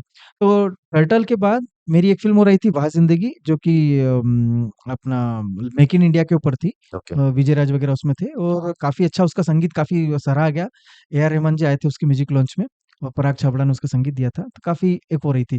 तो ये मेरी तीसरी फ़िल्म थी द केरला स्टोरी। तो तीसरी और उसके बीच में एक फ़िल्म और मैं उन्हीं डायरेक्टर के साथ कर रहा था, सुदीप्त सेन सर के साथ। तो वो थोड़ा हमने ड्रॉप करके फिर इसको हमने आगे लिया। ये फ़िल्म की राइटिंग का ऐसा था कि स्टोरी मेरे सुदीप्त सेन सर कर चुके थे, उनका ओके, रिसर्च वर्क था, डॉक्यूमेंटेड था। मूल कहानी तो मेरे पास थी। मूल ओके, स्टोरी मेरे पास आ गई हाँ, थी कि अच्छा मुझे ये केरल की कहानी दिखाना है। अब एज़ अ राइटर मेरे पास चैलेंज ये था कि मुझे सधे हुए कदम रखना थे हुँ, क्योंकि इस पे आगे क्वेश्चन लोग करेंगे ये आपको क्लियर ये था। क्लियर था। तो मैंने सबसे पहला यही करा कि मैंने मेरे डायरेक्टर से कहा कि जो प्रमाणिक चीज़ें मुझे बताओ कि कल जाके कोई क्वेश्चन करे तो ये ना बोले कि तुमने मन से तो ये नहीं करा। तो उन्होंने बाकायदा वो एयर टिकट्स तक मुझे दिखाए, उन माता उनकी उनकी जो लड़कियाँ भागी उसकी माँ के इंटरव्यूज़ भी मुझे बताए देखो, अपने पास फैक्चुअल चीज़ें हैं। हुँ, कुछ भी ऐसा नहीं है, वहाँ की जो मीडिया रिपोर्ट्स उस समय की या जो पुलिस रिपोर्ट्स वगैरह सब थी। तो वहाँ से एक चीज़ मुझे क्लियर मिला। दूसरा मेरे पास ये था कि मेरे पास 2 ऑप्शन थे कि मैं सिर्फ़ वो पर्टिकुलर एक केरल की कहानी सिर्फ़ उतनी-उतनी बता के और उसको वाइंड अप करूँ, ऊपरी-ऊपरी और तौर सिर्फ़ पे। सिर्फ़ सिर्फ़ मुद्दा बता के छोड़ दूँ, ये मेरे पास था कि मुद्दा बताया, लड़की और फिर चली अपने गई। प्लॉट पे आ गए। ये इतना था, हुँ, वो करते हैं जैसे कि आप एक घटना बता रहे हो, आपने वो कि ये एक लड़की के साथ हुआ। हाँ। मेरे पास अपॉर्च्युनिटी ये थी कि मैंने बोला being a screen play writer, मैंने बोला ये समस्या केवल उस लड़की की नहीं है। हुँ, ये कहा हम कहानी सिर्फ़ शालिनी बोल के और उसको ख़त्म कर खत्म देंगे नहीं तो नहीं करेंगे। काम देगा, क्योंकि इस तरह की चीज़ें मेरे आस-पास भी हो रही थी। मैं न्यूज़ कोई सा भी न्यूज़पेपर उठाओ तो हाँ, कहीं न कहीं तो कहीं ये न चल ही कहीं रहा था। खबर आती थी कि हाँ, बहला फुसला के, या कहना चाहिए कोई नाम बदल के किसी ने मतांतरण करवा दिया, किसी को बहला करेक्ट, फुसला के करेक्ट। उसके साथ शादी करी और बाद में उसके साथ कुछ गलत हो गया। तो ये सब चीज़ें तो आस-पास सुनने में आ रही थी। तो मुझे लगा कि ये एक हम इस फ़िल्म के मार्फ़त मैं एक संदेश और भी दे सकता हूँ। तो वो लिबर्टी लेकर फिर हमने क्या करा कि जो मूल कहानी को मूल कहानी रखा, जो थी सत्य घटना वो सत्य घटना घटना उसी रखी। तरह प्रस्तुत करी, लेकिन उसी के साथ में हमने ये मैसेज भी बीइंग राइटर मैंने कोशिश करी कि ये हो क्यों रहा है? हाँ, अगर शालिनी जो कैरेक्टर है हमारा, अगर वो कन्वर्ट हुआ और वो किसी ने उसको बहला-फुसला के लेके गया, ब्रेन वॉश ब्रेन करके। वॉश किया है, तो ब्रेन वॉश क्यों हुई है? तो क्यों को मैंने एक्सप्लोर करने की कोशिश की और राइटिंग में, और यही चीज़ फिर लोगों को हिट भी करी, क्योंकि जो घटना हो रही थी, हुई थी, उससे लोगों पे शायद उसका कोई प्रभाव नहीं पड़ता। अगर जैसे उदाहरण के लिए निर्भया केस दिल्ली में हुआ, वो हुआ, लोग बत्तियाँ लेकर निकले, विरोध हुआ, उसके बाद सेटल हो गया। लेकिन उसके सेटल हो बाद गया। की फ़ॉलो अप नहीं ली कि उसके बाद उसके माता-पिता रोज़ कोर्ट जा रहे हैं, कोर्ट में करेक्ट। क्या हो रहा है, हायरिंग वहाँ पर क्या आर्ग्यूज़ हो रहे हैं। फिर जब वो उसमें से एक नाबालिग छूट के आता है तो पेरेंट्स को हुँ, कितना लगेगा, क्या लग रहा होगा उस समय, जो भी आगे की कहानी।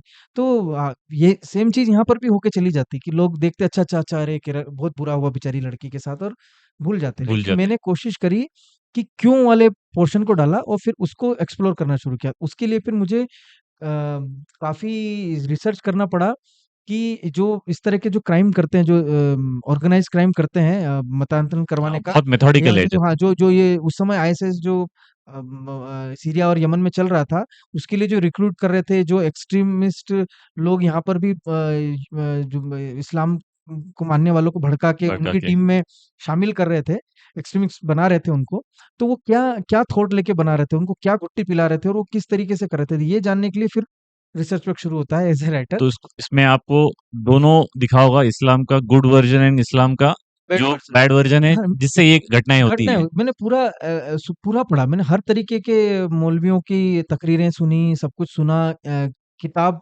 जो होती है उसको रेफ़र किया, पढ़ा कि कहाँ किस चीज़ का मिस इंटरप्रिटेशन हो रहा है, किस चीज़ को लोग अपने वर्ज़न में उसको सुना रहे हैं, बता रहे हैं और हुँ, उसको आगे एक्सप्लोर कर रहे हैं। सबसे बड़ी समस्या ये एजुकेशन हो जाती है। हम क्या करते हैं, हम वर्जन्स पढ़ते हैं, हम मूल नहीं पढ़ते।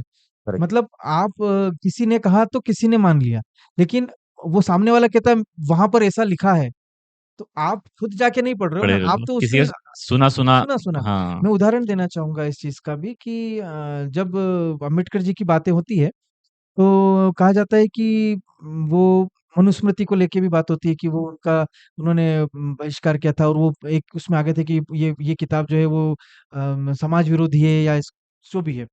लेकिन जब आप अम्बेडकर को मैंने काफ़ी पढ़ा अम्बेडकर जी को, जब हुँ, अम्बेडकर जी को विस्तृत में पढ़ने के लिए जाते हैं, तो समझ में आता है कि उन्होंने मूल प्रति नहीं पढ़ी मनुस्मृति की। हुँ, उन्होंने जो अंग्रेज आए थे, उन्होंने भी बाकायदा हमारे उसका सारे नेक्स्ट वर्ज़न वेद हाँ, और पुराणों का ट्रांसलेशन किया था।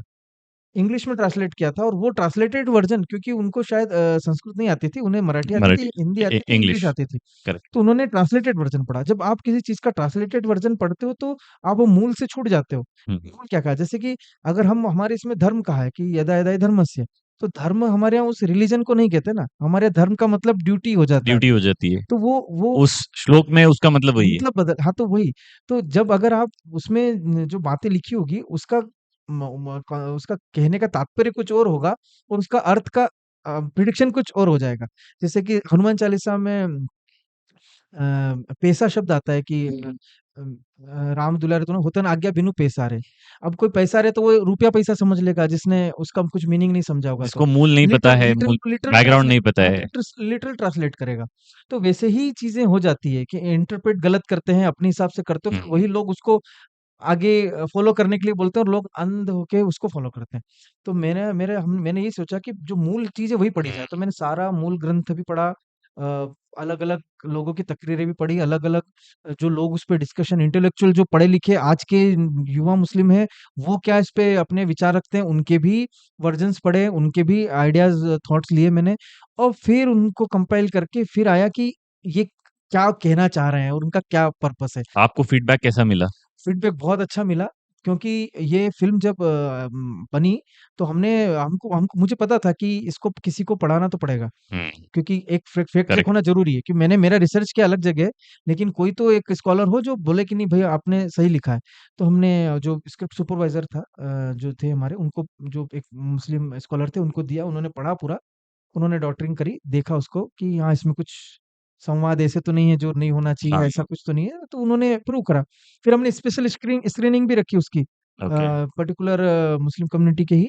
हमने ओके। अलग-अलग एज ग्रुप के, अलग-अलग फील्ड के रिप्रेजेंटेटिव के लिए। रिप्रेजेंटेटिव को बुलाया और उनको दिखाई, उनके फीडबैक लिए। हुँ, भई इसमें ऐसा कुछ तो नहीं है जो नहीं हाँ, दिखाना चाहिए, आप तो ऑब्जेक्शनेबल है या ऑब्जेक्शनेबल हो या कुछ वैसा हो, तो किसी ने, क्योंकि सबने एक ही स्वर में कहा कि ये एंटी टेररिस्ट मूवी है, एंटी रिलीजियस नहीं है। क्योंकि करेक्ट। आपने कहीं तक नीच निंदा नहीं करी, हमारे भगवान के बारे में अपशब्द नहीं कहे, उनके बारे में नहीं कहे, लेकिन हुँ, उनके नाम पे जो लोगों को भड़का रहे हैं और जो उनको हुँ, डाइवर्ट कर रहे हैं, आपने उनका सच सामने रखा है, तो एक्सेप्टेबल है, कुछ ऐसा नहीं है। इसलिए हमारी फ़िल्म का पॉलिटिकल विरोध हुआ, सोशल विरोध नहीं हुआ, विरोध नहीं सोशल हुआ। बॉयकॉट नहीं हुई। किसी ने नहीं बोला तख्तियाँ उठा के थिएटर के सामने बंद करो, किसी ने नहीं कहा, चल रही थी फ़िल्म आराम से। वो किसने करा, जो 2 स्टेट थे वहाँ के सीएम वगैरह और उन लोगों ने जो उनको जो पॉलिटिकल जो मसाला चाहिए था, मसाला चाहिए था, तो उन्होंने उठा पॉलिटिकल, लिया उस टॉपिक वो को। उठाया इस टॉपिक को, तो वो एक रहा। तो राइटिंग पर्सपेक्टिव से मेरे पास चैलेंज था कि मुझे, क्योंकि कहानियाँ कई लड़कियों की थी, उसमें से हमको कुछ लड़कियों को सिलेक्ट करना था। सेंट्रल हाँ, कैरेक्टर्स क्योंकि बनाना था। अब हम पूरी 300 लड़कियों की कहानी तो सुना नहीं सकते या 3000 लड़कियों की कहानी नहीं सुना सकते, तो हमने 32,000 का आंकड़ा, वो आंकड़ा बताया था। कंट्रोवर्सी है। मैं मतलब क्या होता है ना, अध अध अधजल गगरी छलकत जाए कहते हैं, वैसा हाँ, वाला ही हुआ करेक्ट। कि जब नवंबर में वो जब ट्रेलर लॉन्च हुआ, तो आप स्क्रीन देखिएगा, शालिनी जो हमारा कैरेक्टर है वो बुर्के में बैठी है, पीछे हिंदू कुश के पहाड़ पहाड़ है है। ना, बर्फ डली हुई, और वहाँ पीछे जाली भी दिख रही है कि वो किसी हाँ, ऐसा रीजन, फेंसिंग। हाँ, फेंसिंग है फेंसिंग है। कि किसी कैद में, और वो कह रही है कि मैं यहाँ, मैं अब शालिनी नहीं रही, अब मैं फातिमा बन गई हूँ, और मेरी जैसी हजारों लड़कियां यहाँ की रेत में दफन हो दफ़्न चुकी है। हैं। मतलब वो भारत की बात नहीं कर रही थी, वो जहाँ सीरिया पहुंच चुकी है वहां की बात कर रही थी। और वो सिंबॉलिक बता रही थी मतलब सिंबॉलिक, और वो सही बात है, वहां पर सिर्फ भारत की नहीं, कई देशों के हैं। मतलब यूरोपियन कंट्री की तो काफी लड़कियां, पोलैंड वगैरह से तो काफी लड़कियां गई थी, तो वो सब जो वहां पर उस समय रिक्रूटमेंट उनका चल रहा था, ऐसा ऐसा वाला, तब काफी लोग यूके यूएस के से गए हुए थे। तो उन सबको आप उनके तो काउंटलेस है, वर्ल्ड न्यूज उठा के देखोगे तो कई सारे नंबर्स मिलेंगे आपको। तो हमने उस वाले फिगर्स में कहा था, हमने ये नहीं कहा आपने कि एक केरल की हाँ, लड़कियां, करेक्ट। पर जो जैसे ट्रेलर आया तो लोगों ने बस वही पिक कर लिया। फैब्रिकेट हुआ हाँ, वो। कि 30,000 हमने बोला 30,000 देखो तो सही एक बार, और मूवी आके देख लो। और हमने 30,000 नहीं, पर मैं कहूँगा कि जो केरल की काफ़ी लड़कियाँ उसमें बेचारी प्रताड़ित हुई थी। आज भी एक आश्रम है जहाँ पर वो लड़कियाँ रहती है, जो कि वहाँ से रेस्क्यू होके आई है इस प्रपंच से, सीरिया से नहीं, हाँ, लेकिन जो केरल में बच गई वो लड़कियों का एक अभी भी एक संगठन चलता है, और वहाँ पर वो आश्रम में रहती है। तो हमने उसमें से छाँटा कि हम कितने कैरेक्टर्स को दिखा सकते हैं। तो हमने उसमें से 4 लड़कियों की कहानी उसमें हमने बनाई, दिखाइए, है करेक्ट। ना? 2 हिंदू, 1 क्रिश्चियन, 1 उसमें, वैसे हमने करके उसको एक फैब्रिकेट किया। उसके बाद वो एक तरीका था। दूसरा, फिर हमको उसकी जर्नी जो थी, वो हमको पता था कि वो केरल से श्रीलंका गए, श्रीलंका से सीरिया गए, तो उस जर्नी में कौन रहेगा, कैसे रहेगा? तो थोड़ा हमने वो कैसे कैरेक्टर वर्क करेंगे, कहाँ हमको वो इविल कैरेक्टर्स जो आते हैं, किस समय पर आते हैं, उनको हमने वहाँ इंट्रोड्यूस कर, और ये भी मन से नहीं था। एक्चुअली जो क्रिश्चियन लड़की बच गई थी, जो यहीं पर रह गई थी, जो हमने बाद में जब हमारे क्रेडिट रोल होते हैं लास्ट में, तब वो लड़की चुन्नी डाल के आती भी है, सामने हुँ, आके बात करती है। तो उसने फैक्ट बताया, जैसा वो बताती गई ना, कि फिर हमको वहाँ लेके गए, फिर हमारे साथ ऐसा हुआ, फिर उसने हमको ये बताया। हमने उसी कहानी को हमारे कितने इस कितने में, महीने का रिसर्च आपने किया before you actually started writing? आपने लिखना शुरू किया उसके हाँ, पहले? देखिए, ये जो डॉक्यूमेंट्री मेरे सर ने बनाई थी, डॉक्यूमेंट्री और उनका जो रिसर्च वर्क था, वो तो काफ़ी लंबा रहा। 2-3 साल उन्होंने उसमें थोड़ा-थोड़ा समय में जा-जा के बिताया और उनको कंपाइल किया था। मुझे मुझे पढ़ने में और मुझे रिसर्च करने में 6 महीने का वक़्त लगा हुँ, लगभग।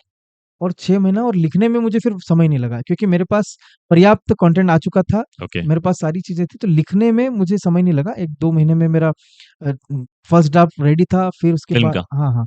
फिर ओके, उसके बाद क्योंकि सभी चीज़ अवेलेबल हो गई थी, मुझे सब कुछ था, सोचना नहीं था, सिर्फ़ बैठ के लिखना था।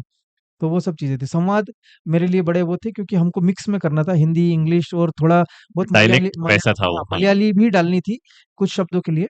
तो मैंने तो हिंदी में लिखे, फिर एक ट्रांसलेटर थे, उनसे हमने उसको मलयाली में भी ट्रांसलेट करवाया हाँ, कि भई ये हम बुलवाना चाहते हैं बीच में। हाँ, तो वो कुछ हिंदी, इंग्लिश तो चलने दी हमने ताकि वो रहे क्योंकि मलयाली कैरेक्टर है हमारा, तो इंग्लिश तो बोलेगा हमने थोड़ा सोचा और ऐसा मिक्स रहेगा तो सबको समझ भी आएगा। हम समझ में प्योर आएगा। हिंदी करते तो भी वो रिलेट नहीं करता। कैरेक्टर को हाँ, जस्टिफाई नहीं करेगा।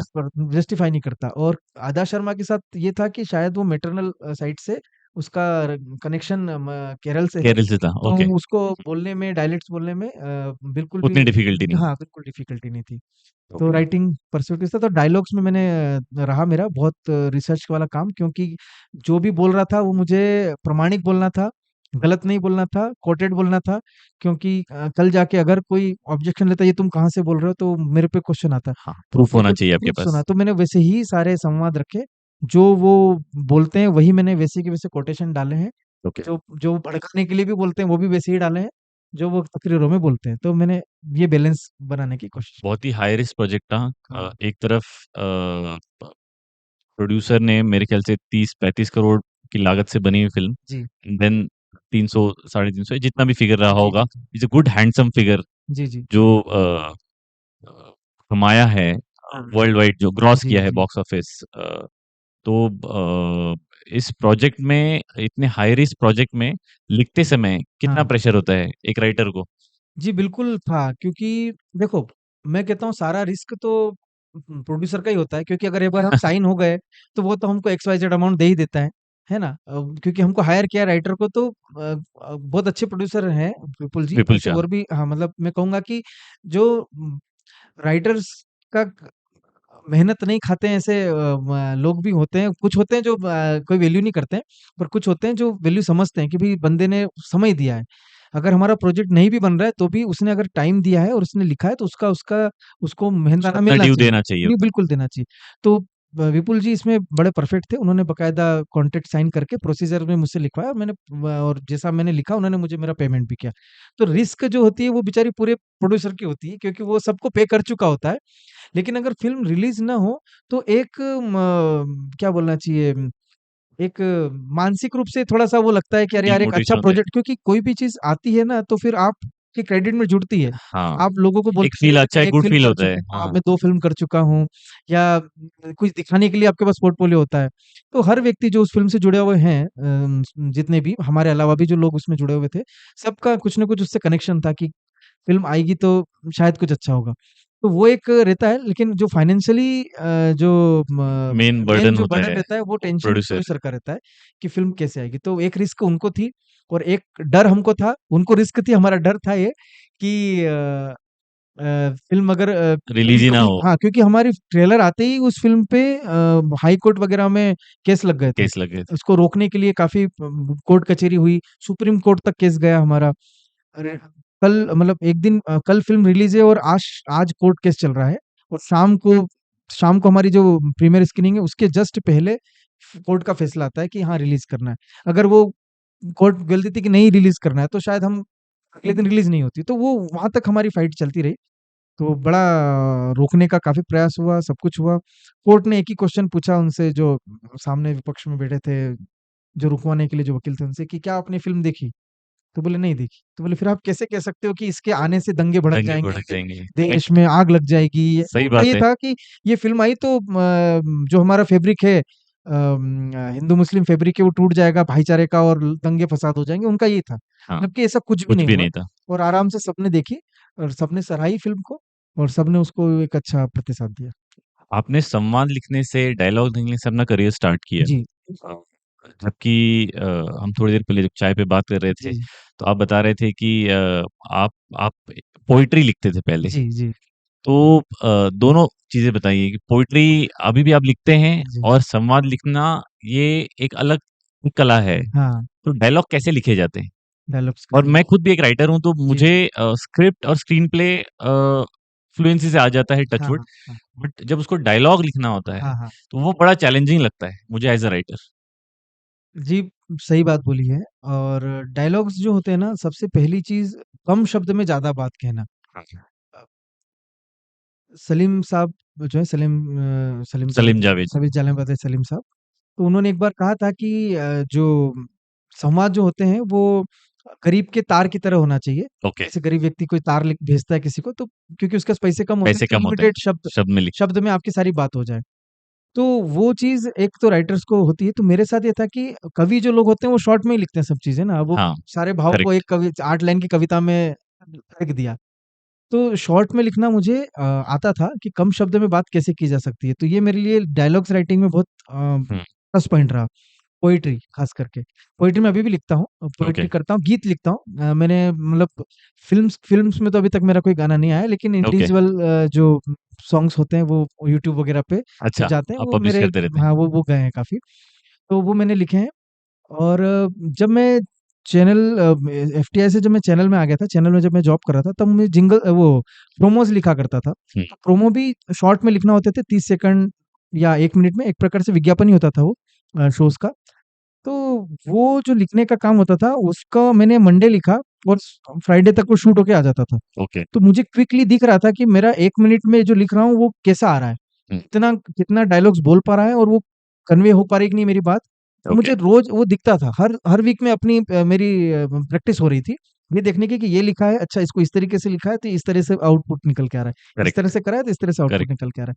तो और वो डायलॉग्स वहाँ पर बड़े क्रिस्पी क्रिस्प हाँ, हाँ, कि आपको तो लेंथ एक मैच लाइन में करके खत्म कर देना है। तो एडवर्टाइज़मेंट्स का यही होता है। यही तो होता वो है। मेरी एक अच्छी डायलॉग्स पे वो हो रही थी, पकड़ हाथ जम रही साफ थी। हो रहा था आपका, अच्छा, हाँ, बढ़िया, सपोर्ट था। तो जब मैं डायलॉग्स का जब मुझे काम मिला, तो ये मेरे काम में आ गई। मैं पूरी कहानी सुनता था, पूरा सीन समझता था और उस सीन सीन के अंदर के भाव समझता था कि क्या कहना चाह रहा है ये। और वो जो कहना चाह रहा है, कोशिश करता था कि वो एक बोले और एक बार में खत्म हो जाए। जैसे इम्पैक्ट आ जाए वो। उदाहरण के लिए मैं 2 दीवार फ़िल्म का सीन कहता हूँ कि हाँ, मेरे पास ये है, वो है, तुम्हारे पास क्या है? उसने कुछ नहीं कहा, सिर्फ़ एक लाइन बोलता है, मेरे पास माँ है। माँ है, तो वही क्रिस्पीनेस आनी चाहिए कि एक में आपका सब खत्म हो जाए। मुझे ऐसी कई सारी फ़िल्में हैं, जो मतलब उदाहरण देने के लिए तो बहुत सारी फ़िल्म बहुत सारी हैं, कि करेक्ट, जहाँ पर आप एक लाइन बोलते हो और बस बात खत्म। तो ये डायलॉग्स में मुझे लगता है काफ़ी होना चाहिए क्योंकि आपके जब डायलॉग्स बड़े-बड़े होते हैं, लेंथी होते हैं, मोनोटोनस टाइप मतलब ऐसे मोनोलॉग की तरह हो जाते हैं कि बोले जा रहा है। तो वो सुनने वालों के लिए थोड़ा वो हो जाता है, वो आपका कम्युनिकेशन तार का टूट जाता है कम्युनिकेशन। कुछ होते हैं, लेकिन अगर वो एक्टर पे निर्भर करता है, अगर एक्टर्स दमदार है, केके मेनन टाइप के, अब जो उनके मोनोलॉग्स आप देखोगे, चाहे वो गुलाल वाला हो, चाहे फिर वो शौर्य वाला हो, तो वो पॉज़ लेके जिस तरीके से बोलता है और जो तरीके से बोलता है, तो मुस्कान सी आपको अलग है एकदम, तो वो आप वो मोनोलॉग भी आपको बहुत अच्छा अच्छा लगेगा। लगता है। तो कुछ-कुछ एक्टर्स की ख़ासियत है, वो एक्टर अगर हुआ, तो वो निकाल लेगा। लेकिन अगर नॉर्मल संवाद है और आप उसमें बड़े-बड़े, बड़े-बड़े बोले जा रहे हो, तो हमें ऐसा लगता है कि जो ऑडियंस है ना वो बहुत बड़ी समझदार है। हमें चीट नहीं करना चाहिए। उसको सब दिख रहा है। वो जैसे क्या होता था ना, जो टीवी सीरियल होते हैं खास करके, उसमें जानबूझ के ये सब चीज़ें करवाते थे। जैसे उदाहरण के लिए सीआईडी का कहते हैं हाँ, कि देख देख वो बोलता था कि सर देखिए यहाँ पर खून के दाग लगे हैं। हाँ, तो जो ऑफिसर बोलता है, "क्या कहा तुमने? खून के दाग लगे हैं?" पीछे से उधर से कोई बोलता है, "हाँ, हाँ सर देखिए खून के दाग लगे हैं।" अब वो उनका कहने का मतलब ये होता था साहब कि अगर आपने खून के दाग बोला और कोई व्यक्ति किचन में बैठा है या कहीं और किसी दूसरे काम में लगा है, तो उसका एकदम अटेंशन आए, वो दौड़ के आए और देखे तब तक वो आपका जो कंटेंट है वो जाना नहीं जाना चाहिए। ही वो चाहिए। 2-3 बार बोलेगा तब तक वो इंसान आ चुका और होगा। ऑडियंस को एक वो हाँ, इम्पैक्ट होता है कि भाई बहुत कुछ हाँ, ज़्यादा हो गया है। हाँ, पर वो 3-3 बार बोलना वो सीरियल्स में चलता है, टीवी सीरियल्स में चलेगा डेली सोप्स में चलेगा। लेकिन जब फ़िल्म में आपको दिख रहा है कि आप जैसे किसी पलंग के नीचे बम रखा है, ऑडियंस को दिख रहा है, अरे बम रखा है, फुट जाएगा, फुट जाएगा। लेकिन अगर आप वही चीज़ वहाँ पर बार-बार बोल एक्सप्लेन रहे कर हैं। करके बता रहे हो, तो बोले, "अरे यार, हमको पता है वहाँ रखा है, तू क्यों बता रहा है?" तो वो चीज़ बड़ी मायने रखती है। इसलिए डायलॉग्स में जो चीज़ स्क्रीन पे नहीं आ रही है, स्क्रिप्ट में नहीं आ रही है, विजुअली स्क्रीन पे राइटर शो नहीं कर पा रहा है, बस उतना ही डायलॉग्स में हम लिखने की कोशिश करते हैं। और अगर वो आ रहा हो, उसकी उसमें आ रहा हो, स्क्रिप्ट में विजुअल्स में आ रहा हो, तो फिर उसको बताने की कोई ज़रूरत नहीं। हम तो कोशिश करते हैं कि कम से कम डायलॉग लिखें। जाने दो सीन्स को जितना विजुअली दिखा सकते हो दिखाओ, क्योंकि लोग फ़िल्म देखने आए हैं, सुनने नहीं करेक्ट, आए हैं। और जहाँ लगे कि हाँ, बस अब यहाँ एक थोड़ा कुछ बोला जा सकता है, वहीं पे बोलना चाहिए। बाकी तो जितना कम हो, उतना बेस्ट, बेस्ट है। उतना बेस्ट है। आमदनी पे बात नहीं होती है राइटर की कभी। हाँ जी। तो मैं उस तार को छेड़ना चाहता हूँ जी, जी, जी। कि राइटर के लिए वो भी एक इंसान है, कमाई जी, जी, ज़रूरी जी, है, जी। फैमिली जी। रहती है, पालन-पोषण के लिए, तो कितना अर्निंग हो जाता है एक राइटर का? देखिए, राइटर्स का आपको अभी अच्छा मिल रहा है? देखो, हाँ, मैं वही कहूँगा कि मतलब एक छोटा मुँह बड़ी बात हो गई, पर हाँ, हाँ, नहीं, बिल्कुल, बिल्कुल, बिल्कुल। मैं यही कहूँगा कि जो शुरुआती दौर में जब हम जाते हैं, तो आप हम ये नहीं कहते कि बहुत अच्छा अमाउंट मिलेगा, लेकिन एक आपका जीवन यापन चल जाए उतना अमाउंट होता है। ओके, एसोसिएशन जो हमारा है, राइटर एसोसिएशन, उसने भी एक मिनिमम राट रेट चार्ट बना रखा है कि जो शुरुआत में जो आते हैं उनको कम से कम इतना तो मिलना ही चाहिए। वो हमारी ओके। वेबसाइट पे अब राइटर अपलोडेड, एसोसिएशन की, हाँ, उसपे ओके। अपलोडेड है, और उसको समय-समय पे उसपे चेंजेस भी अपडेट करते करते हैं, रहते अपडेट हैं भी वो। करते रहते हैं। तो एक मिनिमम तो लेके रखा है कि एक राइटर्स को इतना कम से कम मिलना चाहिए। उसमें भी जैसे मान लो 3 टुकड़ों में काम होता है ना, कोई डायलॉग लिखता है, कोई स्टोरी स्टोरी लिखता लिखता है, है, कोई स्क्रीन प्ले लिखता है। करेक्ट, तो उन पे उन्होंने बाँट के रखा है कि इतना परसेंटेज जो है वो स्क्रीन प्ले का होगा, इतना स्टोरी का होगा, इतना डायलॉग राइटर का होगा। ओके, और अगर तीनों ही चीज़ कोई कर रहा है तो उसको सब 100% मिलेगा, या उसमें से अगर किसी को बाँट के मिल रहा है तो इतना-इतना percent x x y amount जो भी है उसको मिलना चाहिए। तो ये एसोसिएशन ने अपना तय करके रखा है शुरुआती तौर पे, और कोशिश करते हैं जितने भी नामचीन प्रोड्यूसर है, जो एस्टेब्लिश्ड प्रोड्यूसर है, वो उसी पैटर्न में ही पेमेंट करते हैं जब कॉन्ट्रैक्ट साइन होता है तो। अब उसके अलावा फिर क्या होता है ना कि कुछ इंडिविजुअल्स प्रोड्यूसर होते हैं, नए प्रोड्यूसर होते हैं, वहाँ थोड़ी-सी बार्गेनिंग होती है, क्योंकि उसके पास ज़्यादा बजट नहीं बजट होता, तो नहीं है, बोलता है, भैया यार, मेरे पास 15 लाख तो देने के लिए नहीं है, मैं आपको 6 दे दूँगा, 7 दे दूँगा, 8 दे दूँगा। तो वो कुछ लोग वहाँ भी बार्गेन करते हैं, और अगर उसको लगता है कि नहीं यार, मैं इसके साथ काम कर सकता हूँ, एक मिनिमम अमाउंट में, कम से कम मेरी शुरुआत तो हो जाएगी, कुछ तो मैं करेक्ट, अपना मार्केट में लेके आऊँगा। तो लोग वो भी करते हैं, रेडी उसके हो साथ जाते में हैं और रेडी हो जाते हैं। ओके, फिर क्या होता है, जब आपका कुछ काम आपका आ चुका है इंडस्ट्री में, आप एस्टेब्लिश हो, या आपकी राइटिंग लोगों को समझ में आ गई कि हाँ, इसकी राइटिंग बड़ी अच्छी है, या ये वर्थफुल है, तो फिर वो क्या करते हैं, आप उनसे फिर बार्गेन पे आ जाते हो ओके, कि भई मिनिमम तो आपको इतना देना है, ये तो फिक्स है। लेकिन अगर आप उससे मिनिमम से ज़्यादा की अपेक्षा रखते हो, तो आप बोल सकते हो कि भई मैं जो हूँ, मैं इतनी अपेक्षा रखता हूँ और मुझे इतना मिलना चाहिए। लेकिन ये तब है जब तक आपका इंडस्ट्री में कुछ काम आ जाए, उसके बाद आप बात एक उस कंडीशन में रहते हो कि आप आपके हिसाब से माँग सकते हो। लेकिन शुरुआती तौर पे तो आपको जो राइटर एसोसिएशन ने तय कर रखा है, उतना आप मानक आपका आपका फर्स्ट पे कितना था? कंट्रोवर्शियल मतलब मैं बताने को कुछ नहीं है, पर आप ज़्यादा कैपेबल हैं कंट्रोवर्सी हैंडल करने के लिए। ना, आपने ना। पूरी फ़िल्म बनाई है। देखो, मैं तो वही है कि हाँ, गुज़र-बसर हो जाता है। मैं ओके, उसको, क्योंकि क्या होता है ना, राइटिंग कंटीन्यूअस, आपको जैसे फ़िल्म राइटिंग है, आपको कंटीन्यूअस पेमेंट नहीं होगा ना। आज पेमेंट हुआ, पता हाँ, चला अगली फ़िल्म आपकी 2 साल बाद आ रही है, तो 2 साल बाद एक पेमेंट होगा। फिर पता चला करेक्ट, 3 साल बाद आ रही है, तो 3 साल के बाद एक पेमेंट होगा। तो आप सर्टेन नहीं कह सकते हो कि आप मंथली कितना आ रहा है ना? और वो प्रोजेक्ट का आया भी, मान लो किसी को 1 करोड़ रुपया मिला, लेकिन 10 साल तक कोई फ़िल्म नहीं मिली, तो सो उसका राइटर को 1 करोड़ रुपए मिलता है? मिलता है, 1 करोड़ भी मिलता है लोगों को, अच्छा, ऐसा नहीं है। लेकिन होता क्या है ना कि जो नए बंदे जाते हैं, उनके लिए एक मिनिमम तो एसोसिएशन ने बना के रखा है, करेक्ट, वो तय है। और उसके बाद आप जितना बार्गेन आगे कर सको आपकी प्रसिद्धि के बाद, वो डिपेंड करता है। लेकिन मेरा ये कहने का है कि सिर्फ राइटर जो जाते हैं राइटिंग करने के लिए, फ़िल्म राइटिंग के लिए, वो सिर्फ वहीं तक अपनी आय सीमित ना रखें, ओके, क्योंकि ये मैंने कहा ना कि ये कब कितना मिलेगा हम नहीं कह सकते, हाँ। है ना? कि एक फ़िल्म आई, दूसरी फ़िल्म कब आएगी, अच्छा, तो आज 1 करोड़ मिला, अब अगली कब आएगी कुछ पता नहीं। पता नहीं है। हाँ, और तो ये, और 1 करोड़ भी मैं बहुत आगे की बात कर रहा हूँ, अभी अच्छा, इतना इतना नहीं मिलता है। तो कहने का मतलब ये है कि नहीं मैं वो आपको नहीं पूछूँगा कि आपको मिलता है हाँ, कि नहीं हाँ, नहीं, मिलता नहीं, हाँ। है। तो जो नए आते हैं, मैं उनसे ये कहूँगा कि आप हर जगह अपने हाथ आज़माओ। डॉक्यूमेंट्रीज़ अगर मिल रही है तो वो भी करो, कहीं कॉर्पोरेट के लिए कुछ राइटिंग का काम मिल रहा है, वो भी लिखना जारी रखो। अगर कहीं कहीं डबिंग का कुछ काम आया, कहीं ट्रांसलेशन का काम कुछ आया है, क्योंकि आता है, सबटाइटलिंग का काम भी आता है करने के हाँ, लिए। तो वहाँ पर राइटिंग के लिए बहुत सारे हाथ खुले हुए हैं। आप जो हाथ में आए फ्रीलांस प्रोजेक्ट्स आप हाथ में लो और करते रहो ताकि आपका एक इनकम सोर्स बना रहे। रिकरिंग ये इनकम बिल्कुल चलता भी रहेगा आपका ये थोड़ा-थोड़ा। बिल्कुल भी आप वो करके नहीं चलना चाहिए कि मैं अगर फ़िल्म राइटर हूँ तो मैं ये सब नहीं करूँगा। हाँ, अब मैं तो सिर्फ़ फ़िल्म ही करूँगा और फ़िल्म के अलावा कुछ नहीं करूँगा, वैसा नहीं होता है। कभी-कभी इलेक्शन के काम भी आते हैं, इलेक्शन कैम्पेन्स आ जाते हैं, तो बहुत सारे काम आ जाते हैं। जावेद साहब भी लिखते हाँ, हैं, इवेंट इवेंट के आ जाते हैं गाना कि लिखते हैं, बिल्कुल, शॉर्ट फ़िल्म के लिए भी लिखते बिल्कुल, हैं, बिल्कुल। फ़िल्म भी लिखते तो हैं। जो जो आपके पास आ जाए, वो आप करो कमर्शियल के लिए और नाम के लिए भी कभी कुछ होता है ना कि किसी अच्छे के साथ जुड़ जाओ। मान लो कोई व्यक्ति जो है वो किसी फेस्टिवल में कोई प्रोजेक्ट भेज रहा है, कोई शॉर्ट फ़िल्म भेज रहा है और वो चाहता है कि आपसे कुछ राइटिंग करवाए और वो बोल रहा है भाई मेरे पास पैसा नहीं है, मैं सिर्फ़ इतना दे सकता हूँ कि एक एक एक टोकन ऑफ लव दे सकता हूँ। तो अगर वो उतना भी दे रहा है और मुझे लग रहा है कि नहीं यार ये बंदा डेडिकेटेड है और ये लगा रहा है फेस्टिवल में और कल अगर ये फेस्टिवल में जाती है, तो कम से कम मेरा नाम तो हो जाएगा कि चलो क्रेडिट में गया मेरा नाम। हाँ, तो उतना भी अगर कोई करता है तो वो बहुत अच्छी बात है। तो आय के लिए भी सिर्फ़ एक पे फ़ोकस नहीं होना चाहिए और मल्टीपल स्रोत हाँ, होनी चाहिए मल्टीपल आपके पास। सोर्स रोज़ हंट करो, कुछ ना कुछ मिलता रहता है। और दूसरा ये है कि काम के लिए भी आपका अगर कहीं नाम जा रहा है, हुँ, तो नाम अगर जा रहा है तो उसको फ्री में भी करने को मिले तो कर देना चाहिए, ताकि अच्छा, आपके क्रेडिट जुड़ते रहें आपके नाम के आपने आगे। कभी घोस्ट राइटिंग करी है? घोस्ट राइटिंग नहीं करी मैंने, घोस्ट राइटिंग नहीं घोस्ट नहीं। करी? मैंने बोला फ्री में कर दूँगा लेकिन क्रेडिट चाहिए मुझे। ओके, कुछ ना कुछ तो लो, अगर पैसा नहीं मिल रहा है तो क्रेडिट ज़रूर लो। हाँ, उसको बोलो मुझे मेरा नाम चाहिए, तो नाम तो देगा।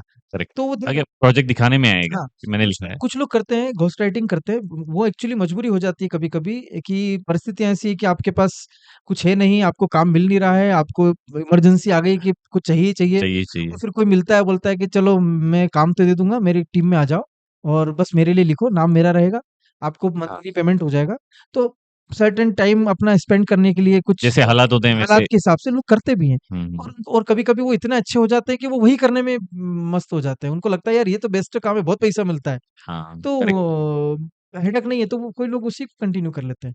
तो ये दोनों चीज़ें काम करती हैं। नहीं, अच्छा हुआ इस पे भी आपने थोड़ा-सा हाँ, प्रकाश डाला और क्योंकि जो बडिंग राइटर्स होते हैं उनके हाँ, मन में ये संकोच होता है कि भई चले जाएँगे, फैमिली हाँ, पूछेगी कैसे रहेगा, कितना हाँ, कमाएगा? तो ये सारी चीज़ें चीज़ें एक एस्टेब्लिश्ड राइटर से हाँ, जो हाँ, ऑलरेडी हाँ, इंडस्ट्री में हाँ, काम कर रहे हैं और क्योंकि उनको ये रीच नहीं होती है, हाँ, तो हमारे प्लेटफ़ॉर्म से वही देते हैं कि हमको वो एक्सेस देते हैं जैसे कि आप जैसे लोगों से उनको एक्चुअल एक्सपीरियंस मालूम पड़े जी, कि भई इसको डील कैसे करना जी, है, ये जी, सब जी। पता चले। मैं ये भी कहूँगा कि क्या होता है ना कि हम बहुत उम्मीद करके चलते हैं कि मैं हर किसी को लगता है कि मैं बेस्ट हूँ, मतलब आई एम द बेस्ट हर किसी की फ़ील होती है। लेकिन और ये भी सोचता है कि मैं 1 साल में क्रैक कर जाऊँगा, 1-2 साल में मैं कुछ बड़ा तीर मार दूँगा। हो सकता है, बिल्कुल संभव है कि आप करेक्ट। जाओ और आपको कोई बड़ा प्रोजेक्ट मिल जाए और आप सीधे ही इन हो जाओ किसी बड़े प्रोजेक्ट में। हाँ, लेकिन कुछ-कुछ टाइम में समय भी लगता है। हाँ, तो वो धैर्य होना बहुत ज़रूरी है कि ये सोच के ना जाएँ कि 1 साल में मैं कुछ बड़ा हो जाएगा। वो भी उसी के लिए भी तैयार रहो। पॉज़िटिव होना तो बहुत ज़रूरी है कि 1 महीने में कुछ निकाल के ले आऊँगा, वो भी अच्छी पॉज़िटिविटी है। लेकिन अगर कभी नहीं कुछ हो पाए, एक थोड़ा धैर्य समय रखना बहुत हाँ, ज़रूरी तो है। धैर्य रखना ज़रूरी है कि मुझे अपना काम कंटिन्यू रखना है, मुझे मेरा लिखते रहना है, लोगों से मिलते रहना है, अपना बेस्ट देना है और सबसे बेस्ट चीज़ जो हम लोग करते हैं आपस में, हम राइटर्स लोग क्या करते हैं कि जैसे मैं लिखता हूँ कुछ, तो वो मेरी पत्थर की लकीर नहीं है। हुँ, मैं उसको लिख के मेरे जो जो दोस्त राइटर्स हैं, जो राइटिंग ही हुँ, कर रहे हैं, करेक्ट, मैं उनको वो स्क्रिप्ट शेयर सुनाता करते हूँ। हैं मैं उनको हम वो करते हैं, रीडिंग सेशन रखते हैं। आप। ओके, हम सब आपस में ऐसे ही करते हैं। तो मैंने कुछ लिखा है तो मैं बिठाऊँगा उनको सबको शाम को बुलाऊँगा, आओ बैठो। हुँ, बैठते हैं सब, फिर उनको मैं पूरी कहानी नरेट करूँगा, स्क्रिप्ट नरेट करूँगा, फिर उनके फीडबैक्स लूँगा। वो अपने फीडबैक देते हैं कि भाई यहाँ मुझे ऐसा लग रहा है, वैसा लग रहा है, वैसा लग रहा है, जो भी। उनकी कहानियाँ होगी तो हम सुनेंगे। तो ये एक राइटर्स फीडबैक हो जाता है। हुँ, आपकी प्रोड्यूसर को या डायरेक्टर को देने से पहले एक फीडबैक हो जाता है। फिर मैं जो नॉन फ़िल्म बैकग्राउंड के जैसे मान लो मेरी फैमिली के कोई मेंबर है, मेरे दोस्त हैं जो नॉर्मल ऑडियंस हाँ, जो मैं है। उनको भी सुनाता हूँ कि तुमको कैसा लग रहा है। हुँ, तो जब तक आप इन सब से फीडबैक लोगे तो आपको पता चलेगा कि मैं मेरी राइटिंग में कहाँ कुछ कमियाँ हैं। कमी है, करेक्ट, एक एक्सपर्ट कमेंट भी आ गए, एक आपके आम जनता के कमेंट्स भी आ गए। फिर आप आपका विवेक से देखो कि मैं करूँ कि नहीं करूँ? मुझे इनके फीडबैक्स लेना है कि नहीं लेना है? और अच्छा लग रहा है तो लो उसको चेंज करो। तो ये भी एक प्रक्रिया होती है, तो तरीका है ये तरीका है। तो जब एज़ अ तक हम राइटर हाँ, आप वो भी करते रहो, सुधार भी करो। अ, अगर किसी ने कहा है कि भाई तेरी स्टोरी वर्क नहीं कर रही है, तो उसको इम्प्रूव करो। एक्सेप्ट हाँ, करना एक्सेप्ट इम्पोर्टेंट करके है। हाँ, नहीं तो आप सोचोगे मैं उससे बात नहीं करूँगा, उसने मेरी बुराई कर दी, अब तो मैं दूसरे किसी के पास जाता हूँ। हाँ, तो ये तो ये आपका ग्राफ फिर ऐसे हर किसी जाएगा। को लगता है कि मेरे पास द बेस्ट स्क्रिप्ट है, मेरे पास द बेस्ट स्टोरी है, सबको ये सोचते हैं, सबको सोचना भी चाहिए। लेकिन आपकी बेस्ट है, लेकिन वो उस समय इंडस्ट्री के लिए बेस्ट है कि नहीं, वो कमर्शियल, क्योंकि फिर मुंबई ये जो फिल्म है एक इंडस्ट्री है, हुँ, यहाँ सब कमर्शियल पे काम चलता है, भावनाओं पे कुछ करेक्ट। काम नहीं चलेगा। आप कितना ही बेहतरीन फिल्म ला के दे दो, सामने रख दो, लेकिन वो फिल्म अगर वर्क नहीं करती है, बेचने लायक नहीं बेचने होगी, लायक नहीं है, डिस्ट्रीब्यूट नहीं हो पाएगी। प्रोड्यूसर को क लगता है कि इससे कुछ कमा कमर्शियल नहीं निकल के पाएँगे। नहीं आएगा, तो वो नहीं लेंगे उस चीज़ को। हुँ, तो वो भावनाएँ वहाँ काम नहीं आती है। तो ये भी एक बहुत बड़ा एंगल बहुत है ये। बड़ा एंगल है। इसलिए धैर्य रखना सबसे और ज़्यादा आजकल ज़रूरी तो काफ़ी मीडियम्स हो गए, उसमें से जैसे वेब सीरीज़ है। के लिए हाँ, आप लिखते हैं, डिजिटल है, फिर आप मेनस्ट्रीम सिनेमा तो है मेनस्ट्रीम ही, से तो आपका क्या चॉइस है मेरा देखो, अभी तो मैं मेरे as a pass writer? As a writer, मुझे तो मैंने सब करके देखा है। ओके, मैंने ऐड भी लिखे हैं, जिंगल्स भी लिखे हैं, उसके बाद मैंने रेडियो के लिए भी काम किया है, ड्रामाज़ लिखे हैं। मैंने जिंगल कौन-सा लिखा आपने? मैंने ऐसा मैंने इसे क्या बोलना चाहिए, नेशनल जिंग ऐड नहीं अच्छा, बोलेंगे ऐसे इसे, नहीं लेकिन हाँ, बोलेंगे, मैंने हाँ, रीजनल कमर्शियल जो होते हैं ना, हाँ, मतलब क्या था, टाटा नैनो, डोकोमो, एयरटेल वगैरह इन लोगों ने अपने कैंपेन इधर भी करे हैं, हाँ। नहीं, स्टेट लेवल पे। ये भी बताना बहुत ज़रूरी है तो कि बिल्कुल बहुत बहुत लोगों को ये भी अवेयरनेस नहीं होती कि भई ये भी काम मिलता है। मिलता है क्योंकि काम। लोग जनरली टीवी पे हम लोग वही सुनते हैं जो स्टार प्लस पे या ज़ी पे आ रहा होगा या एफएम पे आ रहा एफएम पे होगा। आ रहा होता है। तो मैं कहता हूँ सभी अभी जो नया जो शुरू हुआ, जैसे कुछ एफएम शुरू है, पॉकेट एफएम वगैरह नाम है, हाँ, कुकू एफएम वगैरह, तो वहाँ पर भी लोग अपनी कहानियाँ देते हैं। करेक्ट, वहाँ पर भी अपनी कहानी प्रेज़ेंट करते हैं। वो भी कोई बुरा नहीं है। कुछ अपने रेडियोज़ के लिए भी अपनी कहानियाँ देते हैं। मैंने रेडियो के लिए भी लिखा है।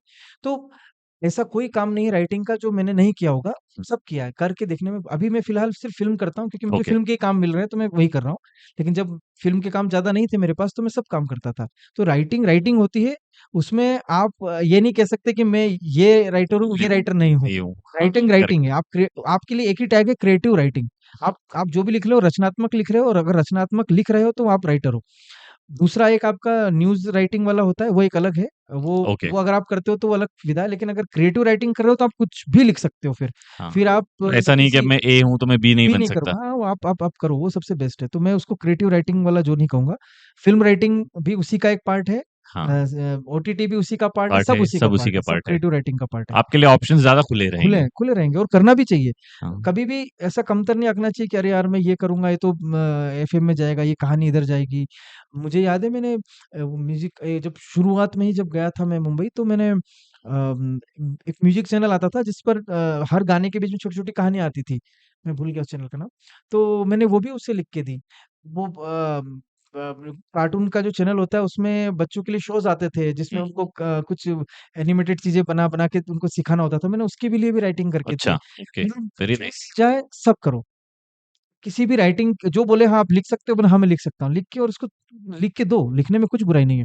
तो अपने आप को बाँध के नहीं रखना है हाँ, लिमिट राइटिंग में, नहीं करना है लिमिट ऐसा, नहीं करना है कि मैं मैं यही सिर्फ़ यही करूँगा। करूँगा, वही करूँगा। जो हाथ में आ रहा है सब करो, और अगर एम आपका फ़िल्म राइटर बनने का है तो वो उसके लिए लगे रहो, कंटिन्यू लगे रहो। लेकिन पैरेलल अगर आपको कुछ मिल रहा है आजीविका चलाने के लिए, आपको कुछ अवसर मिल रहे हैं तो उसको पिच करना कैसे चाहिए। करते हैं आप? देखो, पिच करने का 2-3 ऑप्शन है। पहला तो ये है कि कुछ प्रोडक्शन हाउस वगैरह होते हैं जो टैलेंट हंट भी करते हैं। ओके, आप वहाँ पर सीधे जाके आप अप्रोच कर सकते हो, उसमें आपकी स्क्रिप्ट दे दो हुँ, और वो आगे चली जाएगी। स्क्रिप्ट राइटर जो एसोसिएशन है वो भी आपको ऑफर देता है। अभी उन्होंने वेब सीरीज़ का शुरू किया है, वेबसाइट पे डला हुआ है। ओके, तो आपकी वेब सीरीज़ आपको पिच करना है तो डालो, फिर वो ओके, आगे उसको प्रोसेस करते जाएँगे। ओके, तो एक ये तरीका है। दूसरा है, आपके पास अगर बॉन्डेड स्क्रिप्ट है, तैयार है, तो आप सीधे जाके प्रोड्यूसर लोगों से अप्रोच कर सकते हो, ऑफ़िस जा सकते हो, उनके ऑफ़िस हैं। वो बिल्कुल ऐसे आपको एंटरटेन नहीं करेंगे ऐसा नहीं बाउंड स्क्रिप्ट यानी रजिस्टर्ड स्क्रिप्ट, है। बाउंड मतलब रजिस्टर्ड स्क्रिप्ट भी, और आप उसमें फीडबैक लेके, और आपको ऐसा लग पूरा रहा है ही कि टाइटल है, हाँ, मेरे एंड से कंप्लीट है। कंप्लीट मेरे एंड से कंप्लीट है, अब ये बिल्कुल स्पाइरल होके मेरे हाथ में रखिए। हुँ, अब उसमें मुझे मेरे एंड से नहीं करना है। अगर मुझे डायरेक्टर कुछ बोलेगा या तो ये प्रोड्यूसर कुछ चेंजेस बोलेगा करना है, हाँ, फीडबैक, हाँ, तो उसके अंदर फीडबैक के रूप में चेंज होगा। लेकिन हाँ, अभी तक ये मेरे एंड से एज़ अ राइटर परफेक्ट है। हुँ, उसको बॉन्डेड स्क्रिप्ट बोलते हैं। तो वो लेके लोग जाते हैं। ओके, आप ऑफ़िस में मिलोगे तो बाकायदा एंटरटेन करेंगे आपको, और मीटिंग भी करवाएँगे। जो भी उनका होता है, आजकल कई प्रोड्यूसर प्रोडक्शन हाउस में एक डिपार्टमेंट ही ऐसा बना देते हैं जो कि सिर्फ स्क्रिप्ट पढ़ने का काम स्क्रीनिंग करता है, वगैरह करते रहे, शॉर्टलिस्ट करते रहते हैं। शॉर्टलिस्ट करते हैं, उनके पास बहुत ओके, सारी स्क्रिप्ट्स आती है तो पढ़ते हैं, पढ़ के वो जो उसको बेस्ट लगता है वो अपने आगे प्रोड्यूसर को सुनाते हैं, ये भी एक प्रोसेस है। प्रोसेस है। तो कई सारे माध्यम है वो करने के। दूसरा दूसरा ये भी है कि अगर आपकी अप्रोच है, आप किसी डायरेक्टर्स लोगों को जानते हो, उनसे आप अगर मिल सकते हो, उनसे आपकी हुँ, पहचान है, तो आप सीधे डायरेक्टर से अप्रोच करके डायरेक्टर को अपने आइडिया सुना सकते हो कि मैं इस आइडिया पे कुछ काम करना चाहता हूँ। और वो बोले ठीक है अपन मिल के करते हैं, मैं इन्वॉल्व रहूँगा, मैं इसको डायरेक्ट करूँगा, तुम लिखो। हुँ, तो एक को वाली भी चीज़ होती है जिसमें कुछ, या फिर ये हो सकता है कि साथ में डायरेक्टर कोलैबोरेट का कोई करके। आइडिया है, डायरेक्टर ने आपको बोला यार मेरा ये आइडिया है, इसमें कुछ करोगे क्या? और राइटर बोलता है ठीक है हम मिलके मैं करता हूँ। तो वो आइडियाज़ उसके हो गए और आप उसके साथ मिलके काम कर रहे हो। वो भी एक अप्रोच होती है। तो कई तरह की अप्रोच है। अप्रोच पर है। मेरा ये है कि अगर आपके पास कंप्लीट है, आपके पास तैयार माल है तो आप उसको बेचने के लिए आपको कई ऑप्शन मिलेंगे और कई लोग तैयार बैठे होंगे। अगर एक एक रहा नहीं करेगा तो दूसरे प्रोडक्शन में, दूसरा नहीं करेक्ट, करेगा तो करेक्ट। तीसरा, किसी न किसी को तो आपका आइडिया वर्क करेगा। और थोड़ा होमवर्क कर लेना चाहिए कि कुछ प्रोडक्शन हाउस जो होते हैं वो फिक्स होते हैं हाँ, एक तरह की काम करने के लिए। जैसे भट्ट केम का एक अलग फ़िल्म स्टाइल है काम लाइन है, करने का। कुछ हॉरर पे काम कर रहे हैं, जैसे मिडॉक्स वगैरह वो अभी स्त्री 2, स्त्री 1 भेड़िया सीरीज़ में कर रहे हैं। इसी सीरीज़ में कर रहे हैं, थोड़ी हॉरर हॉरर कॉमेडी टाइप का जॉनरा है उनका। और कोई बिल्कुल रोमांटिक में कर रहा है, तो थर्मेटिक्स वगैरह। तो आप वो पहले देख लो कि आपका जॉनरा किसके लिए परफेक्ट है, परफेक्ट है। कौन-सा प्रोडक्शन हाउस आपको एंटरटेन करेगा, तो आप वो चीज़ उसी के पास सीधे ले जाओगे तो ज़्यादा बेटर रहेगी। बेटर रहेगा। ये बहुत सारी बातें जो आपने बताई सूर्यपाल जी बहुत ही बढ़िया रही। एक दिल के करीब सवाल है जो मैं पूछना चाहता हूँ, अगला क्या प्रोजेक्ट आप करने वाले हैं, हुँ, हुँ। जो हमको देखने को मिलेगा? अ, सारे अभी रिलीज़ तो अभी नेक्स्ट नहीं है कुछ समय तक, ओके, सब अंडर प्रोडक्शन ही चल रहा है। अच्छा। तो काफ़ी कुछ देखने को मिलेगा, कुछ तो जो मेरे डायरेक्टर अभी केरला स्टोरी के थे, उन्हीं के साथ मेरे 2 प्रोजेक्ट आएँगे आगे। अरे वाह! कंप्लीट है, शूट पे जाना है, फ्लोर पे जाना है बस उनको। ओके, और उसके अलावा मैं कुछ महापुरुषों पे काम कर रहा हूँ अभी। अच्छा, मेरा एक क्रांतिकारियों पे मेरी एक फ़िल्म आएगी, ओके। जो राम प्रसाद बिस्मिल और जो उनके समकक्ष जितने क्रांतिकारी रहे हैं, हाँ, हाँ, 1918 से 1928 तक का इतिहास मैंने उसमें इंक्लूड करने की कोशिश करी है। ओके। वो सब रहेगा। उसके अलावा भी मेरे कुछ महापुरुषों पे ही अभी मुझसे आगे से डिमांड आई है। लोग अच्छा, मुझसे मतलब डिमांड कर रहे हैं कुछ लोग और कि लिखिए। हाँ, मतलब डिमांड ही मेरी उसी को लेके आ रही है कि आप ये महापुरुषों पे पीरियोडिक काम ड्रामा करिए, या ऐसे महापुरुषों लिखे। पे काम करिए।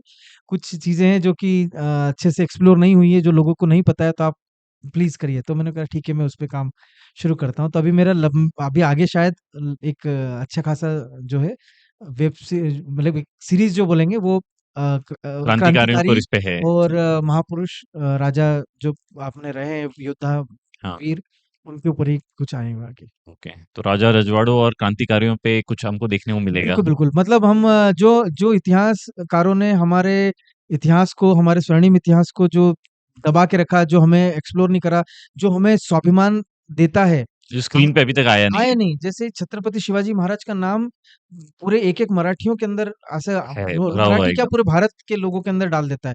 वैसे ही और भी कई महापुरुष हैं जिनके बारे में हाँ, हमको जानना ज़रूरी है, हमें पता होना ज़रूरी है, जो कि हमारे इतिहास का हिस्सा रहे हैं। तो उन अनसंग हीरोज़ के को जो है मैं थोड़ा बाहर लाने की कोशिश करने की बहुत सोच बढ़िया। रहा we wish you all the best हूँ। From thank you. Deepest of our hearts. पूरी डिफर टीम की तरफ से जी, बहुत-बहुत थैंक यू। बहुत थैंक यू। शुभकामनाएँ आपको आपके जी, आगे काम के लिए और आप इस शो पर आए। आपने एक राइटर माइंडसेट क्या होता है, कैसे जी, शुरुआत करनी चाहिए, किस इंस्टीट्यूट में आपने पढ़ाई करी, किस में करना चाहिए, बहुत सारी बारीकियां आपने जो बताई जी, उसके जी। लिए बहुत बहुत धन्यवाद जी, तहे दिल से। Thank you so much. मुझे भी काफ़ी अच्छा लगा और आप जो ये इनिशिएटिव लेके चल रहे हो आर्टिस्ट लोगों से कनेक्ट करने का और एक इन्फॉर्मेटिव चीज़ें बाहर निकालने का, वो काफ़ी अच्छा सराहनीय लगा मुझे। आपका काम भी काफ़ी सराहनीय है। Thank you. Thank thank you you for so coming much. Show. तो दोस्तों, मैं आशा करता हूँ राइटिंग या राइटिंग फील्ड से रिलेटेड जितनी भी जानकारी इस एपिसोड में मिली वो आपको पसंद आई हो और आपके करियर में हेल्पफुल हो। ऐसे ही एपिसोड हम लाते रहेंगे, तो कमेंट सेक्शन में हमें ज़रूर बताइएगा अगला गेस्ट आप किसे सुनना पसंद करेंगे और हमारे चैनल को सब्सक्राइब करके बेल आइकन को ज़रूर क्लिक करिएगा ताकि आपको आगे के नोटिफिकेशंस मिलते रहें। तब तक के लिए